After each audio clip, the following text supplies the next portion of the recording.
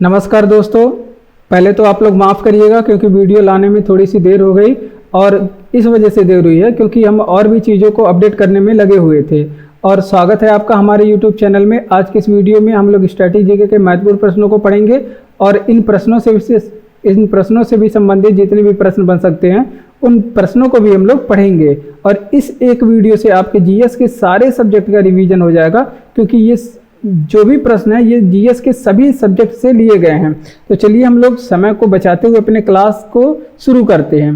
तो क्लास शुरू करना तो आम बात है, लेकिन इसे लास्ट तक देखना बड़ी बात है। तो आप लोग इसे लास्ट तक जरूर देखिएगा, आपको जरूर इसमें बहुत मजा आने वाला है। तो देखिए, सबसे पहला प्रश्न है जो कि काफ़ी पूछा जाता है, कह रहा है कि बारदौली सत्याग्रह के नेता कौन थे। तो जो बारदौली सत्याग्रह थे तो इसके नेता कौन थे? सरदार वल्लभ भाई पटेल। कौन थे?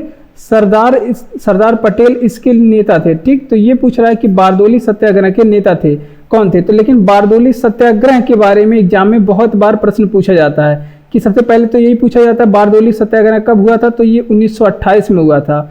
और इस बारदौली सत्याग्रह में सरदार को वहाँ की बारदौली की महिलाओं ने एक उपाधि दिया था। बारदौली की महिलाओं ने क्या उपाधि दिया था? तो ये भी पूछा जाता है कि इन्हें बारदौली की महिलाओं ने सरदार की उपाधि दिया। कैसी उपाधि? सरदार की उपाधि से इन्हें नवाजा। तो ये भी आप लोग ध्यान रखेंगे कि बारदौली की महिलाओं ने सरदार पटेल को सरदार की उपाधि दी। और देखते यहाँ पे जो बारदौली सत्याग्रह था इसके जांच के लिए सबसे पहले तो इसके जांच के लिए एक समिति को बनाया गया था। कौन सी समिति थी? ये भी एग्जाम में पूछा जाता है। तो ये पूछा जाता है कि ये कौन सी समिति थी। तो बारदौली सत्याग्रह के जांच के लिए मैक्सवेल ब्रूमफील्ड कमेटी बनाई गई थी। कौन सी? मैक्सवेल ब्रूमफील्ड कमेटी इसके जांच के लिए बनाई गई थी। ठीक, तो ये भी आप लोग ध्यान रखेंगे। और बात करते हैं यहाँ पे सरदार पटेल के बारे में। तो ये सरदार पटेल ये पहले गृह मंत्री थे।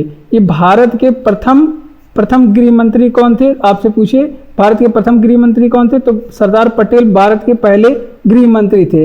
और आपसे पूछे कि यहाँ पे अगर आपसे पूछे कि भारत के प्रथम उप प्रधानमंत्री कौन थे? तो सरदार पटेल थे। भारत के प्रथम उप प्रधानमंत्री भी कौन थे? सरदार पटेल थे। तो ये भी आप लोग ध्यान रखेंगे। ठीक, इनके बारे में हम लोग देखेंगे। और बात करते हैं कराची अधिवेशन कब हुआ था। तो आपसे पूछे कराची अधिवेशन कब हुआ था। तो कराची अधिवेशन यहाँ पे क्यों बताया जा रहा था?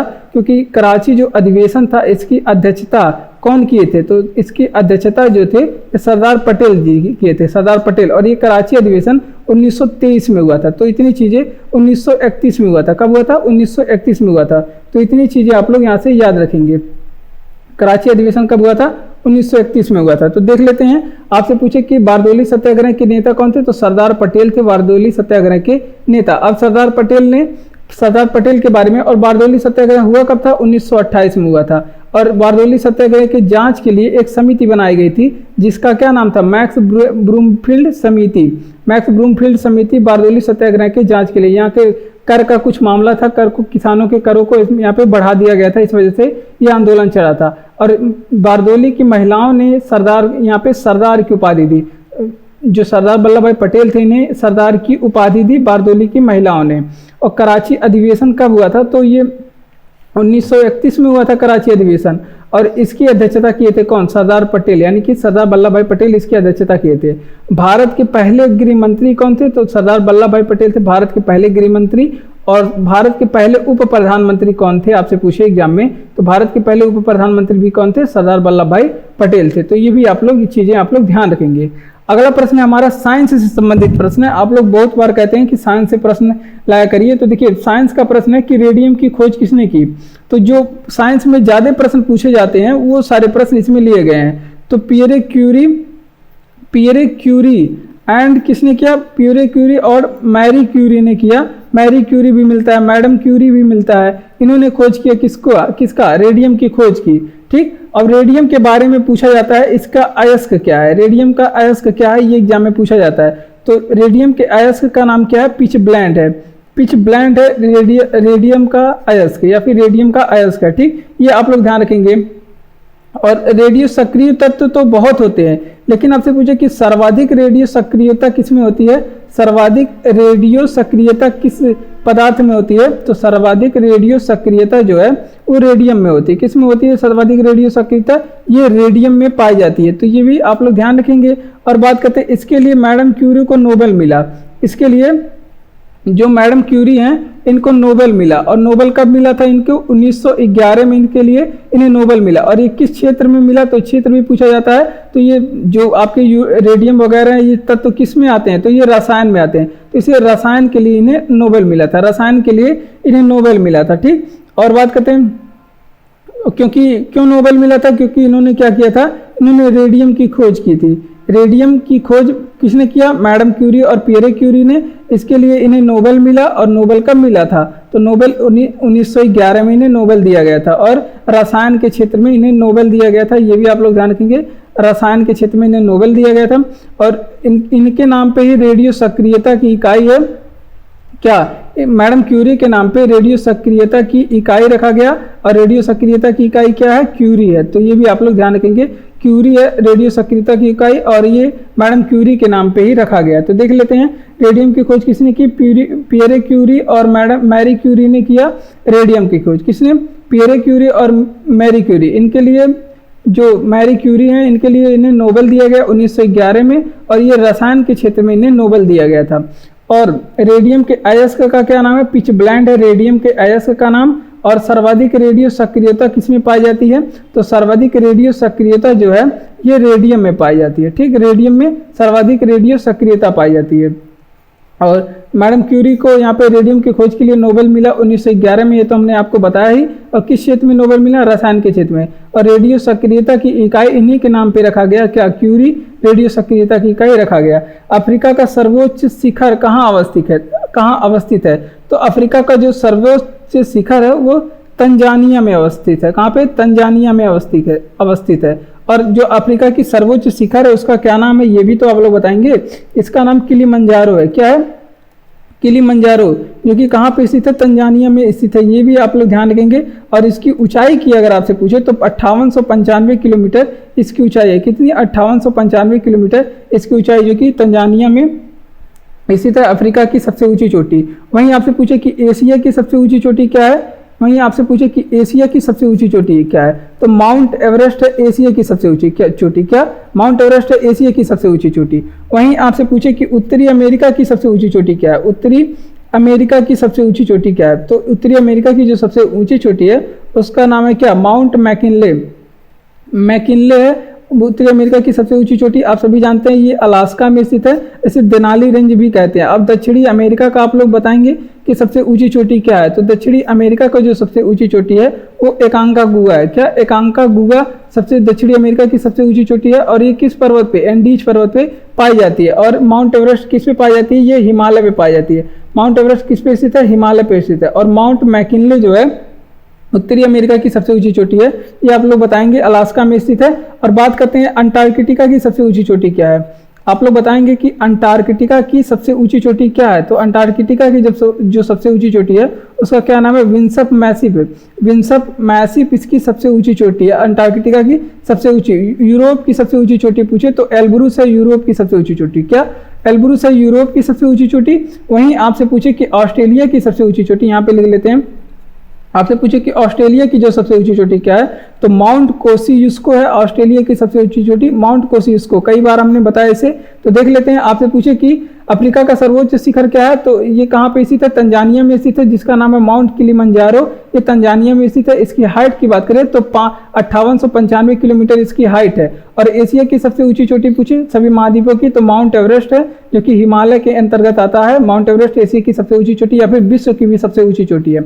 उत्तरी अमेरिका की सबसे ऊंची चोटी मैकिनले, अलास्का में इसे देनाली रेंज भी कहते हैं। दक्षिणी अमेरिका की सबसे ऊंची चोटी एकांकागुआ। और एकांकागुआ किस पर्वत के अंतर्गत आता है? तो एंडीज पर्वत की सबसे ऊंची चोटी है। और बात करते हैं ऑस्ट्रेलिया की सबसे ऊंची चोटी माउंट कोसियुस्को है। और अंटार्कटिका की सबसे ऊंची चोटी विंसप मैसिव है। वहीं आपसे पूछे कि यूरोप की सबसे ऊंची चोटी क्या है? एल्ब्रूस है यूरोप की सबसे ऊंची चोटी। तो इतनी चीजें आप लोग ध्यान रखेंगे। अगर वीडियो आपको अच्छा लग रहा हो तो वीडियो को लाइक, चैनल को सब्सक्राइब और वीडियो को अपने दोस्तों में शेयर करके उन्हें जरूर इस वीडियो के बारे में बताइए। क्योंकि ये वीडियो उनके लिए भी काफ़ी महत्वपूर्ण हो सकती है। तो चलते हैं अपने अगले प्रश्न की ओर, और ये सब काम आप लोग कर ही लीजिएगा। और बात करते हैं 7 पहाड़ियों का नगर किसे कहा जाता है। तो देखिए रोम को कहा जाता है 7 पहाड़ियों का नगर, और रोम राजधानी है किसकी, इटली की राजधानी है रोम। और रोम के बारे में कुछ चीज़ें हम लोग पढ़ेंगे। आपसे पूछे कि FAO का हेडक्वार्टर कहाँ, फूड एंड एग्रीकल्चरल ऑर्गेनाइजेशन, इसका हेडक्वार्टर कहाँ पे स्थित है। तो इसका हेडक्वार्टर रोम इटली में स्थित है। कहाँ पे, रोम इटली। रोम इटली क्यों, क्योंकि इटली की राजधानी क्या है, रोम। और FAO का स्थापना आपसे पूछ ले कब हुआ था, तो FAO का आप लोग ध्यान रखेंगे स्थापना 1945 में हुआ था। और रोम जो है ये किस नदी के किनारे है, अगर ये पूछे कि रोम किस नदी के किनारे स्थित है, तो ये भी आप लोग ध्यान रखेंगे, रोम टाइबर नदी के किनारे स्थित है। किस नदी के, टाइबर नदी के किनारे रोम स्थित है। रोम शहर टाइबर नदी। इटली की गंगा किस नदी को कहते हैं, इटली की गंगा किस नदी को कहते हैं, तो इटली की जो गंगा है वो पो नदी को कहते हैं। किस नदी को, पो नदी को कहते हैं इटली की गंगा। और इटली की जो खास बात है, इसमें कौन सी ज्वालामुखी है, इसमें एटना ज्वालामुखी, एटना ज्वालामुखी आपसे पूछे कहाँ पे स्थित है, एटला ज्वालामुखी कहाँ पे स्थित है। या फिर आपसे पूछे कि विसुवियस ज्वालामुखी कहाँ पे स्थित है, विसुवियस ज्वालामुखी कहाँ पे स्थित है, तो ये सभी इटली में स्थित ज्वालामुखी है। कहाँ पे, इटली में स्थित ज्वालामुखी। इटली के प्रधानमंत्री आपसे पूछे कौन है, तो जॉर्जियो मेलोनी है। जॉर्जियो मेलोनी है इटली के प्रधानमंत्री। कौन है, जॉर्जियो मेलोनी है इटली के प्रधानमंत्री। तो ये भी आप लोग ध्यान रखेंगे, जॉर्जियो मेलोनी इटली के प्रधानमंत्री हैं। और इटली का राष्ट्रीय चिन्ह पूछा जाता है एग्जाम में कि इटली का राष्ट्रीय चिन्ह क्या है, तो इटली का जो राष्ट्रीय चिन्ह है वाटर लिली है। ये अभी आप लोग ध्यान रखेंगे, क्या है, वाटर लिली है इटली की राष्ट्रीय चिन्ह। तो ये भी आप लोग ध्यान रखेंगे, ठीक। तो देख लेते हैं, आपसे पूछे कि 7 पहाड़ियों का नगर किसे, रोम इटली को कहा जाता है। और FAO का हेडक्वार्टर कहाँ पे स्थित है, रोम इटली में ही स्थित है। और बात करते हैं FAO की स्थापना 1945 में हुई थी, फूड एंड एग्रीकल्चरल ऑर्गेनाइजेशन इसका फुल फॉर्म है। इटली की प्रधानमंत्री जॉर्जियो मेलोनी है। और इटली का राष्ट्रीय चिन्ह जो है वो वाटर लिली है। अब बात करते हैं यहाँ पे इटली किस नदी के किनारे स्थित है, रोम, तो टाइबर नदी के किनारे रोम शहर स्थित है। इटली की गंगा किस नदी को कहते हैं अगर, तो पो नदी को कहते हैं इटली की गंगा। और एटला ज्वालामुखी और विसुवियस ज्वालामुखी ये किस देश में स्थित है, तो ये इटली में स्थित ज्वालामुखी है।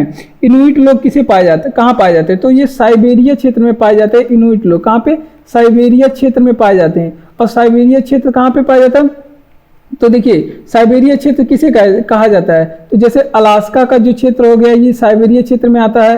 और ग्रीनलैंड का जो क्षेत्र हो गया, ग्रीनलैंड का क्षेत्र हो गया, ये भी साइबेरिया क्षेत्र में आता है। कनाडा का जो क्षेत्र हो गया ये भी सभी किस में आते हैं, साइबेरिया का क्षेत्र में आते हैं। तो ये भी यहाँ पे पाए जाते हैं इनुइट लोग। जो साइबेरिया क्षेत्र में समशीतोष्ण घास के मैदान होते हैं, ये एग्जाम में पूछा जाता है, उसे क्या कहते हैं, तो जो साइबेरिया क्षेत्र में समशीतोष्ण जो घास के मैदान होते हैं, जो समशीतोष्ण घास के मैदान पाए जाते हैं, तो उन्हें क्या कहा जाता है, तो ये तो अभी देखेंगे। लेकिन आप लोग बताएंगे कि साइबेरिया क्षेत्र में जो समशीतोष्ण जो कोड़धारी वन होते हैं, सबसे पहले ये बताइएगा समशीतोष्ण जो कोड़धारी वन होते हैं उन्हें क्या कहा जाता है। तो साइबेरिया क्षेत्र के जो समशीतोष्ण कोड़धारी वन है वो एग्जाम में पूछा जाता है, उसे टैगा वन कहते हैं। क्या कहते हैं, इसे टैगा वन कहते हैं। वहीं आप लोग बताएंगे कि पर्ल ऑफ साइबेरिया किसे कहा जाता है, पर्ल ऑफ साइबेरिया किसे कहा जाता है, तो पर्ल ऑफ साइबेरिया ये रूस को बैकाल झील को कहा जाता है। किसे, बैकाल झील को कहा जाता है। और बैकाल झील की विशेषता आप लोग जानते हैं, विश्व की सबसे गहरी झील है।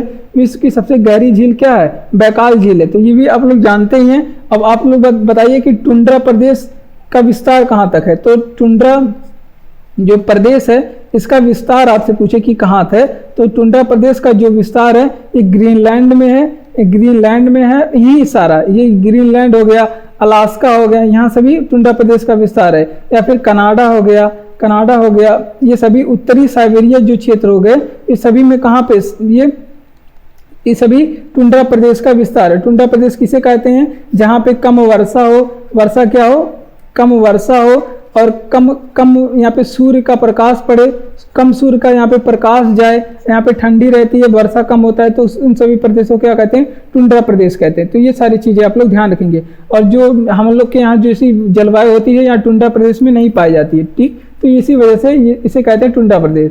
साइबेरिया, देखिए इनुइट लोग कहाँ पाए जाते हैं, तो ये एग्जाम में पूछा गया प्रश्न है, इस साइबेरिया क्षेत्र में पाए जाते हैं। कहाँ पे, साइबेरिया क्षेत्र में पाए जाते हैं इनुइट लोग। तो ये आप लोग ध्यान रखें कहाँ पे, साइबेरिया क्षेत्र में। और बात करते हैं समशीतोष्ण कोड़धारी वन कहाँ पाए जाते हैं, तो जो समशीतोष्णकटिबंधीय वन है इसे टैगा वन कहते हैं। अलास्का ये जो साइबेरिया है, अलास्का, ग्रीनलैंड, कनाडा के क्षेत्र को साइबेरिया क्षेत्र कहते हैं। पर्ल ऑफ साइबेरिया किसे कहते हैं, तो बैकाल झील को कहते हैं पर्ल ऑफ साइबेरिया। और बैकाल झील की विशेषता है विश्व की सबसे गहरी झील है, विश्व की सबसे बड़ी झील कैस्पियन सागर। और टुंड्रा प्रदेश का विस्तार कहाँ पे पाया जाता है, तो टुंड्रा प्रदेश का विस्तार यहीं पे ग्रीनलैंड, अलास्का, कनाडा, उत्तरी साइबेरिया रीजन में पाए जाते हैं। टुंड्रा प्रदेश किसे कहते हैं, जहाँ पे कम वर्षा और सूर्य का प्रकाश कम हो, जलवायु कुछ अलग तरह का हो, वहाँ पे क्या कहते हैं, बर्फ पूरे जमे रहते हैं, टुंड्रा प्रदेश कहलाते हैं। ठीक, बढ़ते अपने अगले प्रश्न की ओर। अगला प्रश्न, किस ग्रह के चारों ओर स्पष्ट वलय पाए जाते हैं, तो देखिए सौरमंडल में एक शनि ग्रह है, इसके चारों ओर छल्ले पाए जाते हैं और इन छल्लों की संख्या एग्जाम में पूछा जाता है कितनी है, तो छल्लों की संख्या 7 है। और यहाँ पे जो शनि ग्रह है इसके चारों ओर वलय पाए जाते हैं, इस बात की खोज किसने किया था, तो शनि के चारों ओर वलय पाए जाते हैं, इसकी खोज गैलीलियो ने किया था। किसने, गैलीलियो ने किया था इसकी खोज। ठीक, तो ये भी आप लोग ध्यान रखेंगे क्योंकि गैलीलियो ने, आप सभी जानते हैं कि एक दूरबीन बना लिए थे, उससे बार बार झांकते थे कहाँ पे, सौरमंडल में। और सौरमंडल का सबसे सुंदर ग्रह पूछिए आपसे क्या है, तो सौरमंडल का सबसे सुंदर ग्रह, चमकीला ग्रह तो आप लोग जानते हैं शुक्र है, लेकिन सुंदर ग्रह पूछे तो आप लोग शनि को बताएंगे। किसे, शनि को बताएंगे। और शनि का सबसे बड़ा उपग्रह पूछे, शनि का सबसे बड़ा उपग्रह का क्या नाम है, तो यहाँ पे शनि का सबसे बड़ा उपग्रह का नाम है टाइटन। क्या है शनि का सबसे बड़ा उपग्रह, टाइटन है। और टाइटन का रंग पूछा जाता है कैसा है, तो इसका रंग है नारंगी। और टाइटन जो है सौरमंडल का दूसरा सबसे बड़ा ग्रह है, सौरमंडल का दूसरा सबसे बड़ा उपग्रह क्या है, टाइटन है। ठीक, तो ये भी आप लोग ध्यान रखेंगे। और बात करते हैं जो शनि है, ये शनि की बात करें, सौरमंडल का दूसरा सबसे बड़ा ग्रह है, दूसरा सबसे बड़ा ग्रह है और दूसरा सबसे बड़ा ग्रह है। और लेकिन आपसे पूछे कि सबसे बड़ा सौरमंडल का ग्रह है कौन सा है, तो आप लोग बृहस्पति का नाम तो जानते होंगे, बृहस्पति सौरमंडल का सबसे बड़ा ग्रह है। और सबसे छोटा ग्रह अगर पूछ ले सौरमंडल का कौन सा है, तो सबसे छोटा ग्रह है सौरमंडल का बुध। ठीक, तो ये सारी चीजें आप लोग ध्यान रखेंगे। और बात करते हैं यहाँ पे शनि के बारे में, तो शनि का जो है, शनि ग्रह का जो घनत्व है या फिर इसकी जो घनत्व है ये इतना कम है कि ये पानी पर तैरने लगेगा, ये पानी पर तैरता है, यानी कि अगर इसे पानी में डुबो दिया जाए या फिर किसी महासागर में तो ये तैरेगा। ठीक, और जो शनि ग्रह है इसे नंगी आंखों से भी आप देख सकते हैं, नंगी आंखों से भी इसे देखा जा सकता है। तो ये भी आप लोग एक पॉइंट याद रखेंगे, इसे नंगी आंखों से भी देख सकते हैं। लेकिन आप लोग बताएंगे कि सौरमंडल में क्षुद्र ग्रह किस ग्रहों के बीच में पाए जाते हैं, तो जो क्षुद्र ग्रह है ये बृहस्पति और मंगल के बीच में पाए जाते हैं। किस ग्रह के, बृहस्पति एंड मंगल के ग्रह बीच के क्या पाए जाते हैं, क्षुद्र ग्रह पाए जाते हैं। तो ये भी आप लोग ध्यान रखेंगे। तो देख लेते हैं किस ग्रह के चारों ओर स्पष्ट वलय पाए जाते हैं, तो शनि ग्रह के चारों ओर वलय पाए जाते हैं, वलयों की संख्या 7 है। और शनि के चारों ओर वलय पाए जाते हैं, इसकी खोज गैलीलियो महोदय ने किया था। और ये शनि जो है ये सौरमंडल का दूसरा सबसे बड़ा ग्रह है। लेकिन आपसे पूछिए सौरमंडल का सबसे बड़ा ग्रह कौन सा है, तो बृहस्पति है। सौरमंडल का सबसे छोटा ग्रह क्या है, तो बुध है। और ये शनि के बारे में है कि सौरमंडल का सबसे सुंदर ग्रह कौन सा है, तो शनि ग्रह है सौरमंडल का सबसे सुंदर ग्रह। और शनि ग्रह का जो सबसे बड़ा उपग्रह है, जो सबसे बड़ा उपग्रह है, तो वो क्या है, शनि का सबसे बड़ा उपग्रह टाइटन नाम है इसका। और टाइटनवा का रंग कैसा है, नारंगी है। और ये टाइटनवा जो है इस सौरमंडल का दूसरा सबसे बड़ा ग्रह है। ठीक, दूसरा सबसे बड़ा उपग्रह है। ठीक, और शनि के बारे में बात करेंगे, इसका घनत्व इतना कम है कि ये पानी पे अगर हम इसे तैराएं तो ये तैरेगा। ठीक, और इसे नंगी आंखों से भी देखा जा सकता है। और क्षुद्र ग्रह किन ग्रहों के बीच में पाई जाती है, तो क्षुद्र ग्रह जो है ये बृहस्पति और मंगल के बीच में क्षुद्र ग्रह पाए जाते हैं। किसके उत्सर्जन से अम्लीय वर्षा होती है, तो देखिए अम्लीय वर्षा की बात करें तो ये नाइट्रोजन ऑक्साइड जिसे क्या कहते हैं, NO2, और ये सल्फर डाइऑक्साइड, नाइट्रोजन ऑक्साइड और सल्फर डाइऑक्साइड, इनसे क्या होती है, इनसे जो सल्फर डाइऑक्साइड SO2 कहते हैं, इसे क्या कहते हैं, इससे होती है अम्लीय वर्षा। ठीक, इन दोनों से होती है अम्लीय वर्षा। और बात करते हैं जो वनस्पतियां हैं ये अम्लीय वर्षा से क्यों नष्ट हो जाती हैं। जो वनस्पतियां हैं, जो वनस्पति पाई जाती है ये अम्लीय वर्षा से नष्ट क्यों हो जाती हैं, क्योंकि अम्लीय वर्षा में आप यहाँ पे जानते हैं सल्फ्यूरिक अम्ल पाया जाता है। कौन सा अम्ल पाया जाता है, तो ये अम्लीय वर्षा में सल्फ्यूरिक अम्ल उपस्थित होता है। इससे क्या होती हैं, वनस्पतियां नष्ट हो जाती हैं, उनमें पत्तियां जो है झुलस जाती हैं। तो ये भी आप लोग ध्यान रखेंगे। और जो ताजमहल वगैरह होते हैं, जो ताजमहल होते हैं या पत्थरों की जो बनी इमारत होते हैं, ये दुष्प्रभावित हो जाते हैं। किससे? अम्लीय वर्षा से दुष्प्रभावित हो जाते हैं। ये किससे प्रभावित होते हैं? तो ये भी आप लोग ध्यान रखेंगे, दुष्प्रभावित या फिर इनका ताजमहल या फिर इनका क्षरण किससे होता है? तो अम्ल वर्षा से इनका क्षरण होता है। और बात करते हैं, इसे कहते हैं, इस वजह से इसे स्टोन कैंसर कहते हैं। स्टोन कैंसर यानी कि ये पत्थरों का क्षरण करता है, इस वजह से इसे स्टोन कैंसर कहते हैं। और स्टोन कैंसर का जो कारण है, ये सभी आप लोग को अभी बताएं ही। क्या है स्टोन कैंसर का कारण? अम्ल वर्षा है स्टोन कैंसर का कारण। और लेकिन पूछा जाता है एग्जाम में कि सर्वाधिक अम्ल वर्षा किस देश में होती है? जो सर्वाधिक अम्ल वर्षा है ये किस देश में होती है? तो ये नॉर्वे देश में सर्वाधिक अम्ल वर्षा होती है। किसमें? नॉर्वे देश में सर्वाधिक अम्ल वर्षा होती है। तो देख लेते हैं कि किसके उत्सर्जन से अम्लीय वर्षा होती है। तो नाइट्रोजन ऑक्साइड, जिसे N2O कहते हैं, NO2 कहते हैं, और सल्फर डाइऑक्साइड, जिसे SO2 कहते हैं, इनसे वर्षा होती है अम्ल वर्षा।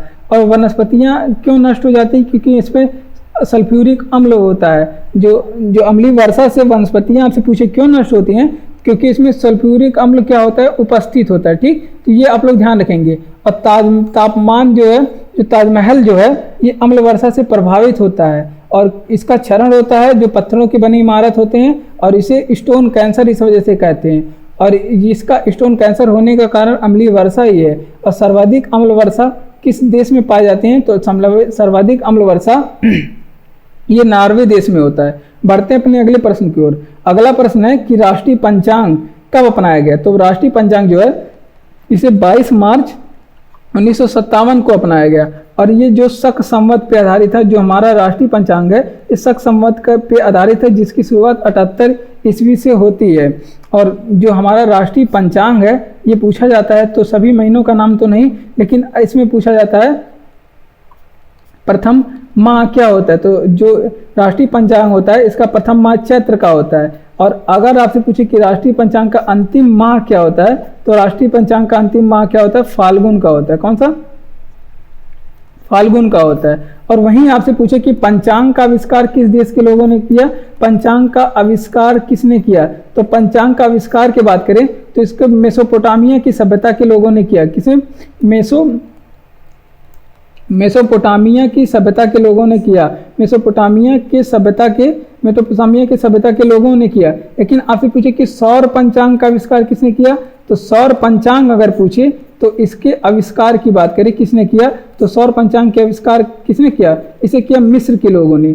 मिस्र के लोगों ने किया सौर पंचांग का आविष्कार। ठीक, तो ये भी आप लोग ध्यान रखेंगे। तो एक साल में आप लोग बताएंगे, बहुत कठिन क्वेश्चन है, एक साल में कितने दिन होते हैं, ये आप लोग कमेंट बॉक्स में हमें बताएंगे। तो देख लेते हैं, आपसे पूछे कि राष्ट्रीय पंचांग को कब अपनाया गया? तो 22 मार्च 1957 को राष्ट्रीय पंचांग को अपनाया गया। और ये पंचांग जो है शक संवत पर आधारित है, जिसकी शुरुआत 78 ईस्वी से होती है। और इसका राष्ट्रीय पंचांग जो है, इसका पहला माह होता है चैत्र का, और अंतिम माह कौन सा होता है? अंतिम माह फाल्गुन का होता है। और जो राष्ट्रीय पंचांग है, इसका आविष्कार किसने किया?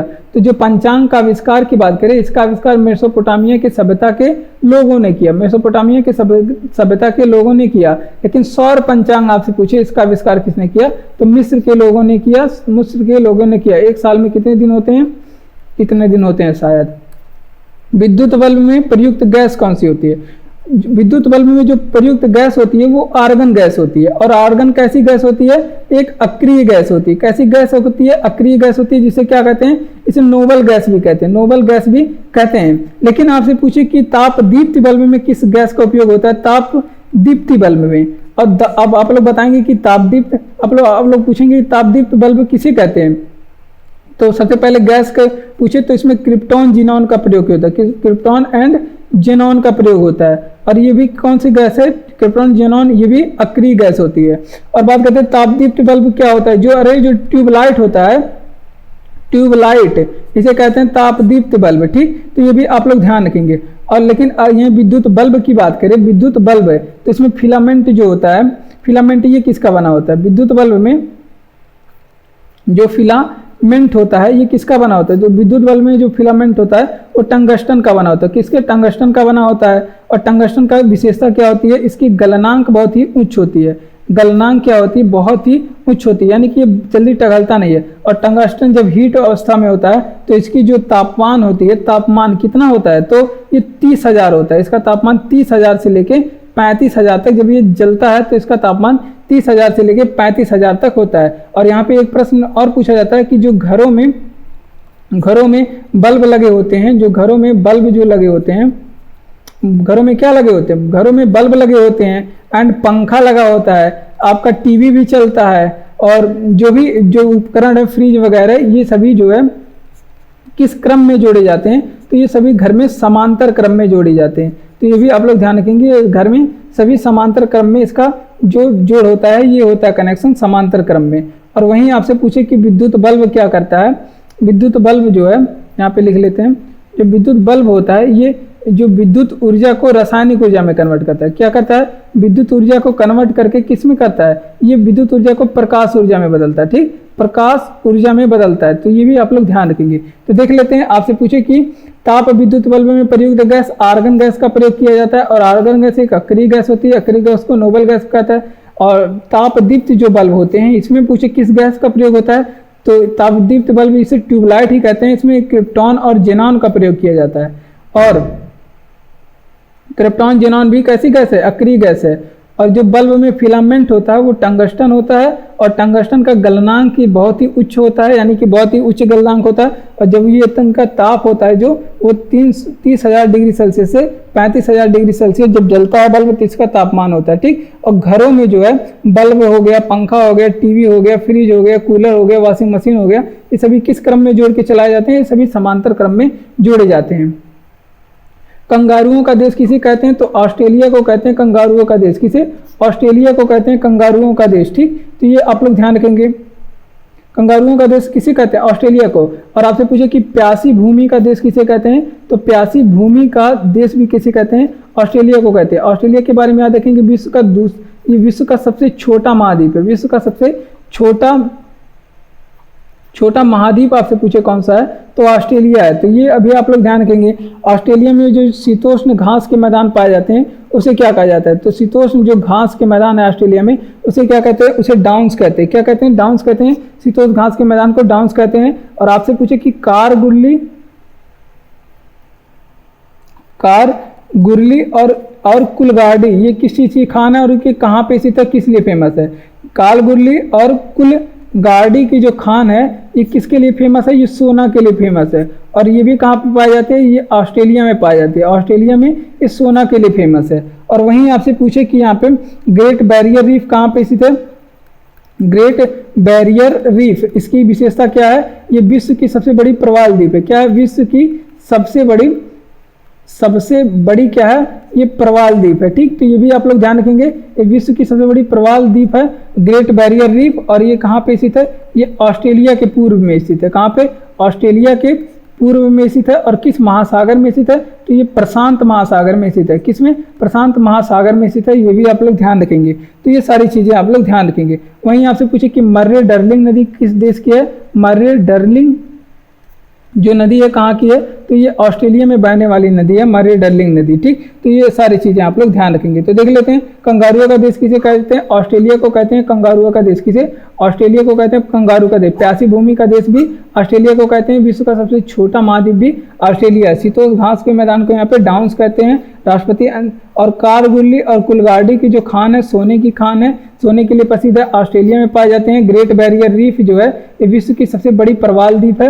और ये कहाँ पे पाई जाती है, ये ऑस्ट्रेलिया में पाई जाती है। ऑस्ट्रेलिया के पूर्व में स्थित है प्रशांत महासागर में। मर्रे डर्लिंग नदी कहाँ की है, तो ये ऑस्ट्रेलिया की नदी है मर्रे डर्लिंग नदी। ठीक, वायुमंडलीय दाब के मापने के लिए प्रयुक्त यंत्र होता है, तो वायुमंडलीय दाब का मापन बैरोमीटर से करते हैं। किसे, बैरोमीटर से करते हैं वायुमंडलीय दाब का मापन। और वायुमंडलीय दाब का एसआई मात्रक आपसे पूछे क्या होता है, वायुमंडलीय दाब का एसआई मात्रक क्या होता है, बार होता है वायुमंडलीय दाब का एसआई मात्रक। अगर आपसे पूछे कि वायुमंडल की आर्द्रता किससे मापते हैं, वायुमंडल में आर्द्रता किससे मापते हैं, तो ये हाइग्रोमीटर से मापते हैं। वायुमंडल में आर्द्रता किसे, हाइग्रोमीटर से वायुमंडल की आर्द्रता मापते हैं। वहीं आपसे पूछे कि जल का आपेक्षिक घनत्व किससे मापते हैं, जल का आपेक्षिक घनत्व किससे मापते हैं, तो जल का जो आपेक्षिक घनत्व है ये आपके हाइग्रोमीटर से मापते हैं। किसे, मीटर से मापते हैं, तो ये भी आप लोग ध्यान रखेंगे। और बात करते हैं आइसो बार लाइन क्या करता है। आइसो, आपसे पूछे कि आइसो बार रेखा क्या काम करता है, तो जो आइसो बार रेखा है, आइसो बार रेखा, ये रेखा भी एग्जाम में पूछे जाते हैं। तो आइसो बार रेखा क्या काम करता है, ये समान वायुमंडलीय दाब को दिखाता है, समान वायुमंडलीय दाब को दिखाता है, ठीक। समान वायुमंडलीय दाब को क्या करता है, रिप्रेजेंट करता है, ठीक। तो ये भी आप लोग ध्यान रखेंगे। और वहीं आपसे पूछे कि गैसों के दाब का मापन किसे किया जाता है। जो गैसों का दाब है इसका मापन मैनोमीटर से करते हैं, किसे, मैनोमीटर से करते हैं। अगर आपसे पूछे कि रक्त दाब का मापन किसे करते हैं, रक्त दाब का मापन किसे करते हैं, तो इसका जो मापक है रक्त दाब का, ये करते हैं स्फिग्नो मैनोमीटर, स्फिग्नो मैनोमीटर। ये साइंस का भी प्रश्न था, तो इससे साइंस का भी प्रश्न लिया गया है, ठीक। तो देख लेते हैं, आपसे पूछे कि बैरोमीटर को वायुमंडलीय दाब के मापने के लिए प्रयुक्त यंत्र किस, बैरोमीटर का प्रयोग करते हैं। और वायुमंडलीय दाब का ऐसा ही मात्रक क्या है, बार है। और वहीं आपसे पूछे कि वायुमंडल में आर्द्रता का मापने के लिए हाइड्रोमीटर का प्रयोग करते हैं, हाइग्रोमीटर का प्रयोग करते हैं। और जल का आपेक्षिक घनत्व मापने के लिए हाइड्रोमीटर का प्रयोग करते हैं। वहीं आपसे पूछे कि आइसोबार लाइन क्या रिप्रेजेंट करता है, तो ये समान वायुमंडलीय दाब को दिखाता है। और वहीं आपसे पूछे कि गैसों का दाब का मापन मैनोमीटर से किया जाता है, मैनोमीटर से गैसों दाब का मापन किया जाता है। और वहीं रक्त के दाब का मापन स्फिग्नो मैनोमीटर से किया जाता है। तो ये सारी चीजें आप लोग ध्यान रखेंगे। बढ़ते हैं अपने अगले प्रश्न की ओर। विश्व का सर्वाधिक शाखाओं वाला बैंक कौन सा है, तो विश्व का सर्वाधिक शाखाओं वाला बैंक जो है एसबीआई है, जिसे क्या कहते हैं, भारतीय स्टेट बैंक। क्या कहते हैं, भारतीय स्टेट बैंक। और वहीं आप देखेंगे कि भारतीय स्टेट बैंक बना कैसे, तो सबसे पहले एक था इंपीरियल बैंक, इंपीरियल बैंक। और इंपीरियल बैंक के बारे में आप लोग ध्यान रखेंगे, इसकी स्थापना कब हुई थी इंपीरियल बैंक की, तो इसकी स्थापना पूछे तो 1921 में हुई थी। फिर इसका राष्ट्रीयकरण आपसे पूछे कि इंपीरियल बैंक का राष्ट्रीयकरण कब हुआ था, तो 1 जुलाई 1955 को इसकी राष्ट्रीयकरण हुआ था। कब, 1 जुलाई 1955 को इंपीरियल बैंक का राष्ट्रीयकरण हुआ। और वहीं से इसका नया नाम क्या हो गया, इसका नया नाम जो है वो क्या हो गया, भारतीय स्टेट बैंक हो गया। क्या हो गया, भारतीय स्टेट बैंक या फिर एसबीआई हो गया, ठीक। तो ये आप लोग यहाँ पे इतिहास है इसका। और वहीं एसबीआई के बारे में बात करें, इसका हेडक्वार्टर कहाँ पे स्थित है, एसबीआई का मुंबई में। आपसे पूछे कि एसबीआई का हेडक्वार्टर कहाँ पे स्थित है, मुंबई में। और एसबीआई के हेड कौन है, तो दिनेश कुमार खारा है। एसबीआई के हेड कौन है, दिनेश कुमार खारा। और ये भारत का सबसे बड़ा व्यावसायिक बैंक है, भारत का ये सबसे बड़ा कैसा बैंक है, व्यावसायिक बैंक। आपसे पूछे कौन सा है, या फिर वाणिज्यिक बैंक भारत का सबसे बड़ा कौन सा है, तो ये एसबीआई है, ठीक। तो ये सारी चीजें आप लोग ध्यान रखेंगे। तो देखिए, विश्व में सर्वाधिक शाखाओं वाला बैंक कौन सा है, तो विश्व में सर्वाधिक शाखाओं वाला या फिर इंडिया में, भारत में सर्वाधिक शाखाओं वाला बैंक, तो ये आप लोग यहाँ पे कंफर्म करेंगे एसबीआई है, जिसका नाम क्या है, भारतीय स्टेट बैंक। ये पहले इसका नाम इंपीरियल बैंक था, जिसकी स्थापना हुई थी 1921 में। फिर राष्ट्रीयकरण किया गया इसका 1 जुलाई 1955 में। और इसका नया नाम क्या कर दिया गया, भारतीय स्टेट बैंक, और जिसका हेडक्वार्टर मुंबई में, हेड कुमार दिनेश कुमार खारा है। और ये विश्व का भारत का सबसे बड़ा व्यवसाय बैंक कौन सा है, एसबीआई है। गुरुत्वाकर्षण के सार्वभौमिक नियम का प्रतिपादन किसने किया, तो गुरुत्वाकर्षण के सार्वभौमिक नियम का प्रतिपादन न्यूटन ने किया। और इसमें न्यूटन की एक पुस्तक थी, न्यूटन की पुस्तक का क्या नाम है, प्रिंसिपिया। किसकी पुस्तक, प्रिंसिपिया, ये न्यूटन की पुस्तक है। और इसमें क्या किया इन्होंने, इसने क्या किया, इसने गुरुत्वाकर्षण का सार्वभौमिक नियम किसमें दिया, न्यूटन के पुस्तक प्रिंसिपिया में दिया, ठीक। और बात करते हैं चंद्रमा पे गुरुत्वाकर्षण कितना होता है, ये फेमस प्रश्न है, ये पूछा जाता है चंद्रमा पर गुरुत्वाकर्षण कितना होता है। जो चंद्रमा पे जो गुरुत्वाकर्षण बल है वो पृथ्वी की कितनी होती है, तो वो पृथ्वी की 1/6 होती है, पृथ्वी गुणे 1/6, ठीक।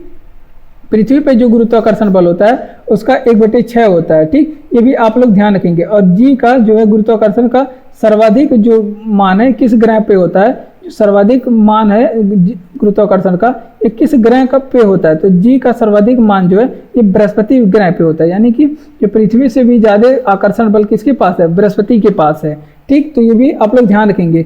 और जो हमारे ज्वार और भाटा की उत्पत्ति होती है, इसमें भी गुरुत्वाकर्षण का बल बहुत ही रोल होता है। जो ज्वार और भाटा की जो उत्पत्ति होती है या फिर ज्वार और भाटा आने के कारण क्या होता है, तो इसमें पृथ्वी पे जो सूर्य का और पृथ्वी पर का आकर्षण बल लगता है, इससे होता है। पृथ्वी पर सूर्य का एंड पृथ्वी का क्या होता है, आकर्षण बल लगता है, या फिर गुरुत्वाकर्षण बल लगता है, ठीक। तो इसके वजह से क्या होता है, ज्वार भाटा आते हैं। तो देख लेते हैं गुरुत्वाकर्षण के सार्वभौमिक नियम का प्रतिपादन किसने किया, न्यूटन महोदय ने किया। इनकी एक पुस्तक थी प्रिंसिपिया इनोम ने, इसमें इसका वर्णन किया गुरुत्वाकर्षण के सार्वभौमिक नियम का। और बात करते हैं जी का सर्वाधिक मान किस ग्रह पे होता है। तो देखिए चंद्रमा पे जो गुरुत्वाकर्षण का मान है वो पृथ्वी का 1/6 हो जाता है, लेकिन जो पूछे कि किस ग्रह पे सर्वाधिक जी का मान होता है, वो बृहस्पति ग्रह पे सर्वाधिक जी का मान होता है, यानी कि गुरुत्वाकर्षण का मान होता है। और ज्वार भाटा की उत्पत्ति का कारण क्या होता है, पृथ्वी पर जो सूर्य का और पृथ्वी का गुरुत्वाकर्षण बल होता है, इससे आते हैं ज्वार और भाटा। अगला प्रश्न है कि सुंदरलाल बहुगुणा का संबंध किससे है। तो सुंदरलाल बहुगुणा का संबंध चिपको आंदोलन से है। और ये चिपको आंदोलन क्या होता है, इसमें आंदोलनकारी क्या करते हैं, जो पेड़ काटने वाले लोग होते हैं, जब वो पेड़ काटने आते हैं तो आंदोलनकारी जो है पेड़ से चपक कर खड़े हो जाते हैं, उन्हें काटने नहीं देते हैं। तो ये जो चिपको आंदोलन है वृक्ष संरक्षण से संबंधित है। किससे, वृक्ष के संरक्षण से संबंधित है, ये भी आप लोग ध्यान रखेंगे। और कुछ और नाम है जो चिपको आंदोलन, चिपको सुंदरलाल बहुगुणा के बारे में बात करें, इनका जन्म कहाँ पे हुआ था, ये आप लोग ध्यान रखेंगे। इनका जन्म उत्तराखंड में हुआ था। कहाँ पे, उत्तराखंड में इनका जन्म हुआ था। उत्तराखंड की राजधानी क्या है, उत्तराखंड की जो राजधानी है देहरादून है। क्या है, देहरादून है उत्तराखंड की राजधानी। और वहीं आपसे पूछे कि अमृता बिश्नोई का संबंध किससे है, अमृता बिश्नोई का संबंध किससे है। तो जो अमृता बिश्नोई है इनका भी संबंध किससे है, तो इनका भी संबंध चिपको आंदोलन से। किससे, चिपको आंदोलन से इनका भी संबंध है। वहीं आपसे पूछे कि चिपको आंदोलन की जननी किसे कहा जाता है। तो जो चिपको आंदोलन की जननी है उनका नाम गौर देवी है। गौर देवी चिपको आंदोलन की जननी है। तो ये सारी चीजें आप लोग ध्यान रखें। सुंदरलाल बहुगुणा का संबंध चिपको आंदोलन से, ये संबंधित किससे था, वृक्ष के संवर्धन थे। सुंदरलाल बहुगुणा का जन्म कहाँ पे हुआ था, उत्तराखंड में, देहरादून इसकी राजधानी है। अमृता बिश्नोई का भी संबंध किससे है, चिपको आंदोलन से। लेकिन अगर पूछे कि चिपको आंदोलन की जननी किसे कहा जाता है, आपसे पूछे कि चिपको जो आंदोलन है इसके जननी किसे कहा जाता है, तो चिपको आंदोलन की जननी जो है गौर देवी को कहा जाता है। ये भी नाम आप लोग रिलेट करके चिपको आंदोलन से याद रखिएगा।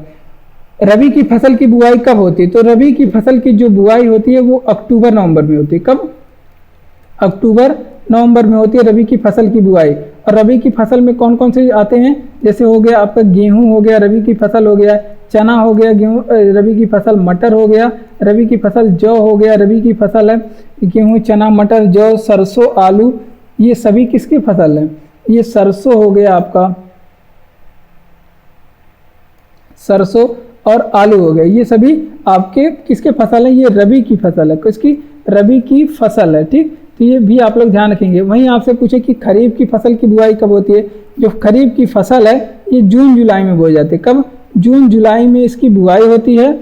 और खरीफ में फसल कौन कौन से होते हैं, जैसे धान हो गया खरीफ की फसल हो गया, गन्ना हो गया खरीफ का फसल है, गन्ना, और तिलहन भी तो, जो तिलहन है ये भी तो खरीफ की फसल है, तिलहन, ज्वार हो गया खरीफ की फसल है, और बाजरा मक्का ये सभी किसके फसल है, बाजरा मक्का ये सभी ये आपके खरीफ की फसल है। वहीं आपसे पूछे कि अरहर भी खरीफ की फसल है, किसकी, अरहर भी किसकी फसल है, खरीफ की फसल है।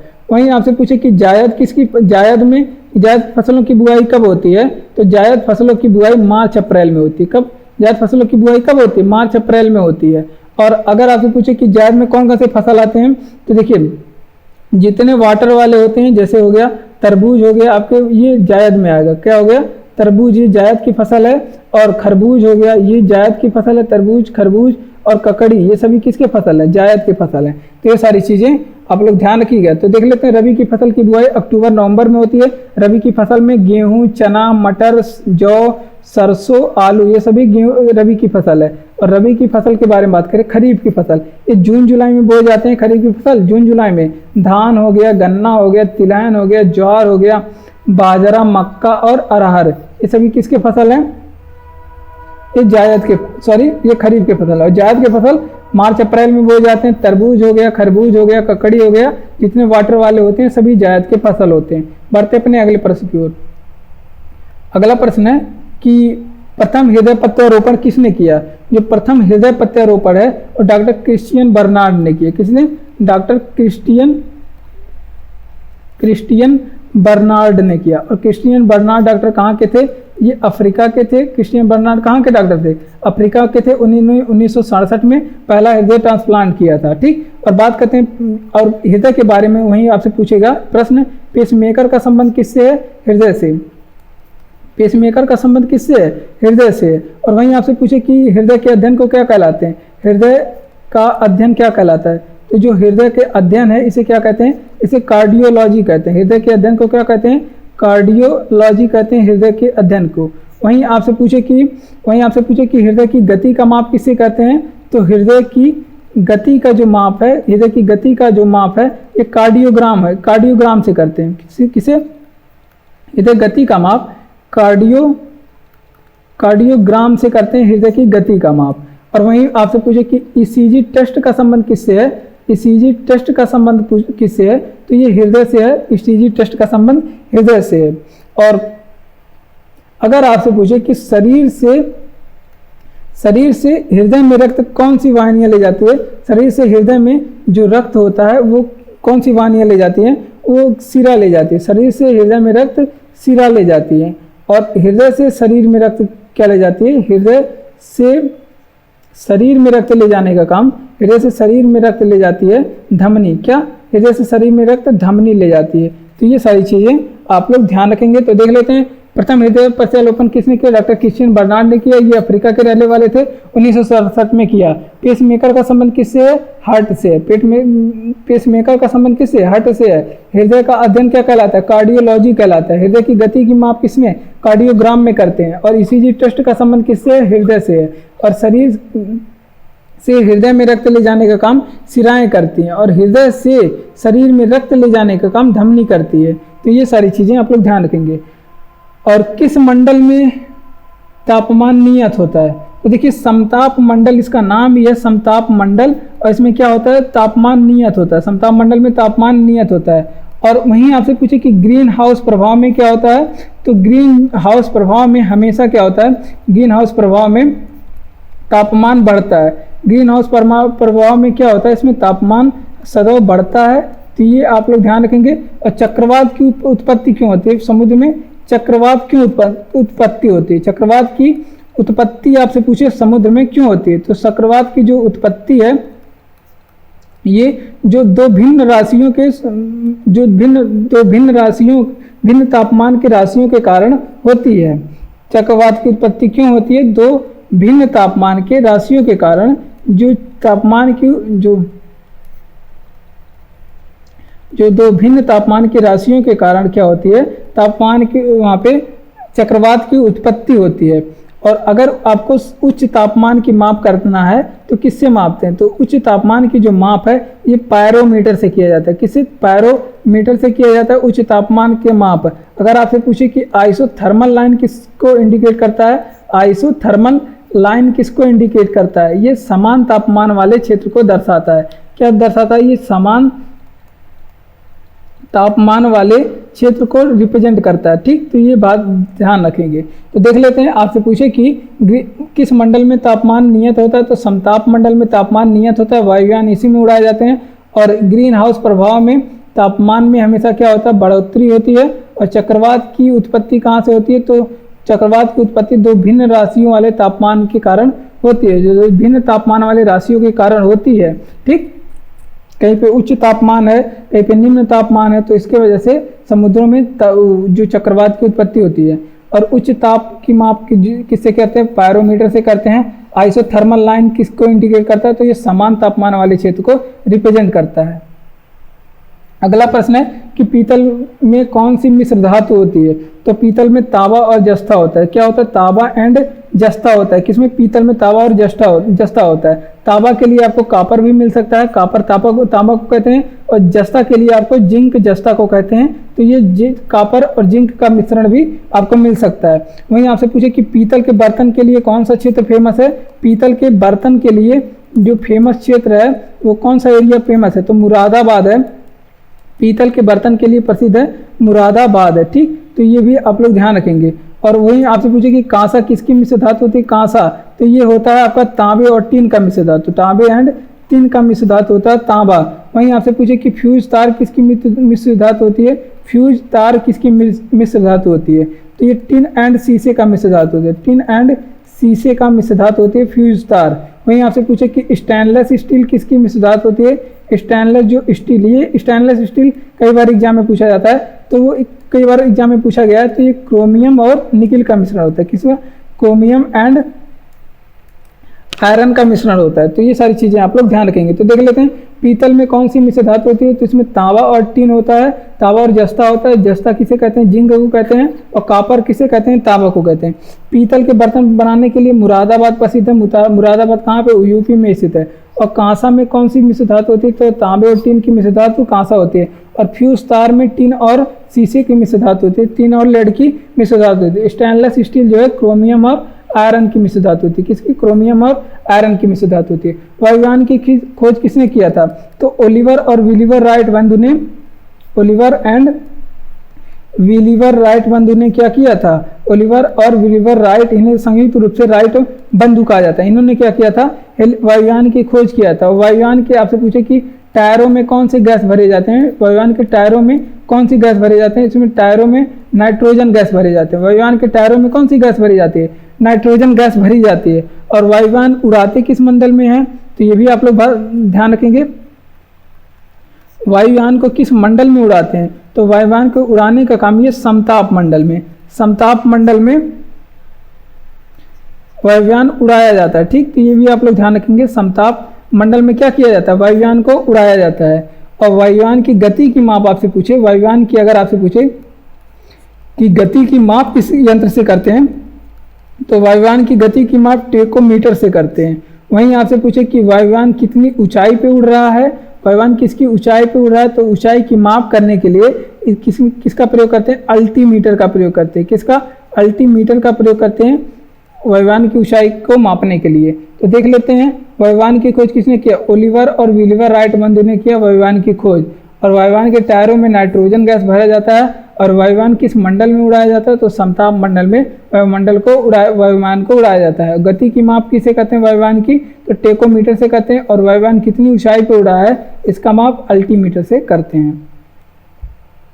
अगला प्रश्न है कि सबसे अधिक साक्षरता वाला राज्य कौन सा है, तो केरल है सबसे अधिक साक्षरता वाला राज्य, और इसका साक्षरता परसेंटेज है 94%। और ये किस जनसंख्या के अनुसार, 2011 की जनसंख्या के अनुसार। और सबसे कम साक्षरता वाला राज्य आपसे पूछ ले कि सबसे कम साक्षरता वाला राज्य भारत में कौन से, तो बिहार में भारत में सबसे कम साक्षरता वाला राज्य है।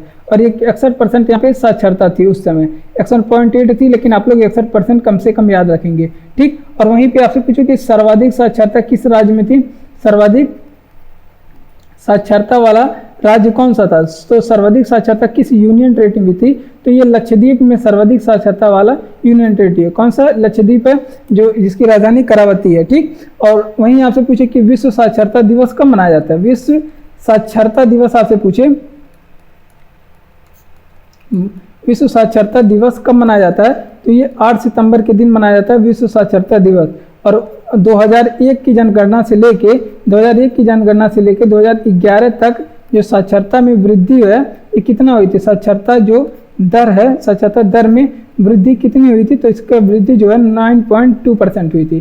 कितना, 9.2% इसमें मात्र शिक्षा में वृद्धि दर हुई थी। तो देखिए सबसे अधिक साक्षरता वाला राज्य केरल है, केरल की साक्षरता 94% थी 2011 की जनगणना के अनुसार। यहाँ पे जितने डाटा लिखे गए हैं सब 2011 की जनगणना के अनुसार ही लिखी गई है। सबसे कम साक्षरता वाला राज्य बिहार है, 61% इसमें साक्षरता है। और विश्व की साक्षरता दिवस कब मनाया जाता है, 8 सितंबर के दिन मनाया जाता है। 2001 से लेकर 2011 तक जो साक्षरता में वृद्धि दर है वो 9.2% थी। और सर्वाधिक साक्षरता वाला यूनियन टेरिटरी आपसे पूछे कौन सा है, तो लक्षद्वीप में है सर्वाधिक साक्षरता वाला यूनियन टेरिटरी। यूपीएससी की पहली महिला अध्यक्ष कौन थी, तो रोज मिलियन बैथ्यू थी। यूपीएससी की पहली महिला अध्यक्ष कौन, रोज मिलियन बैथ्यू थी।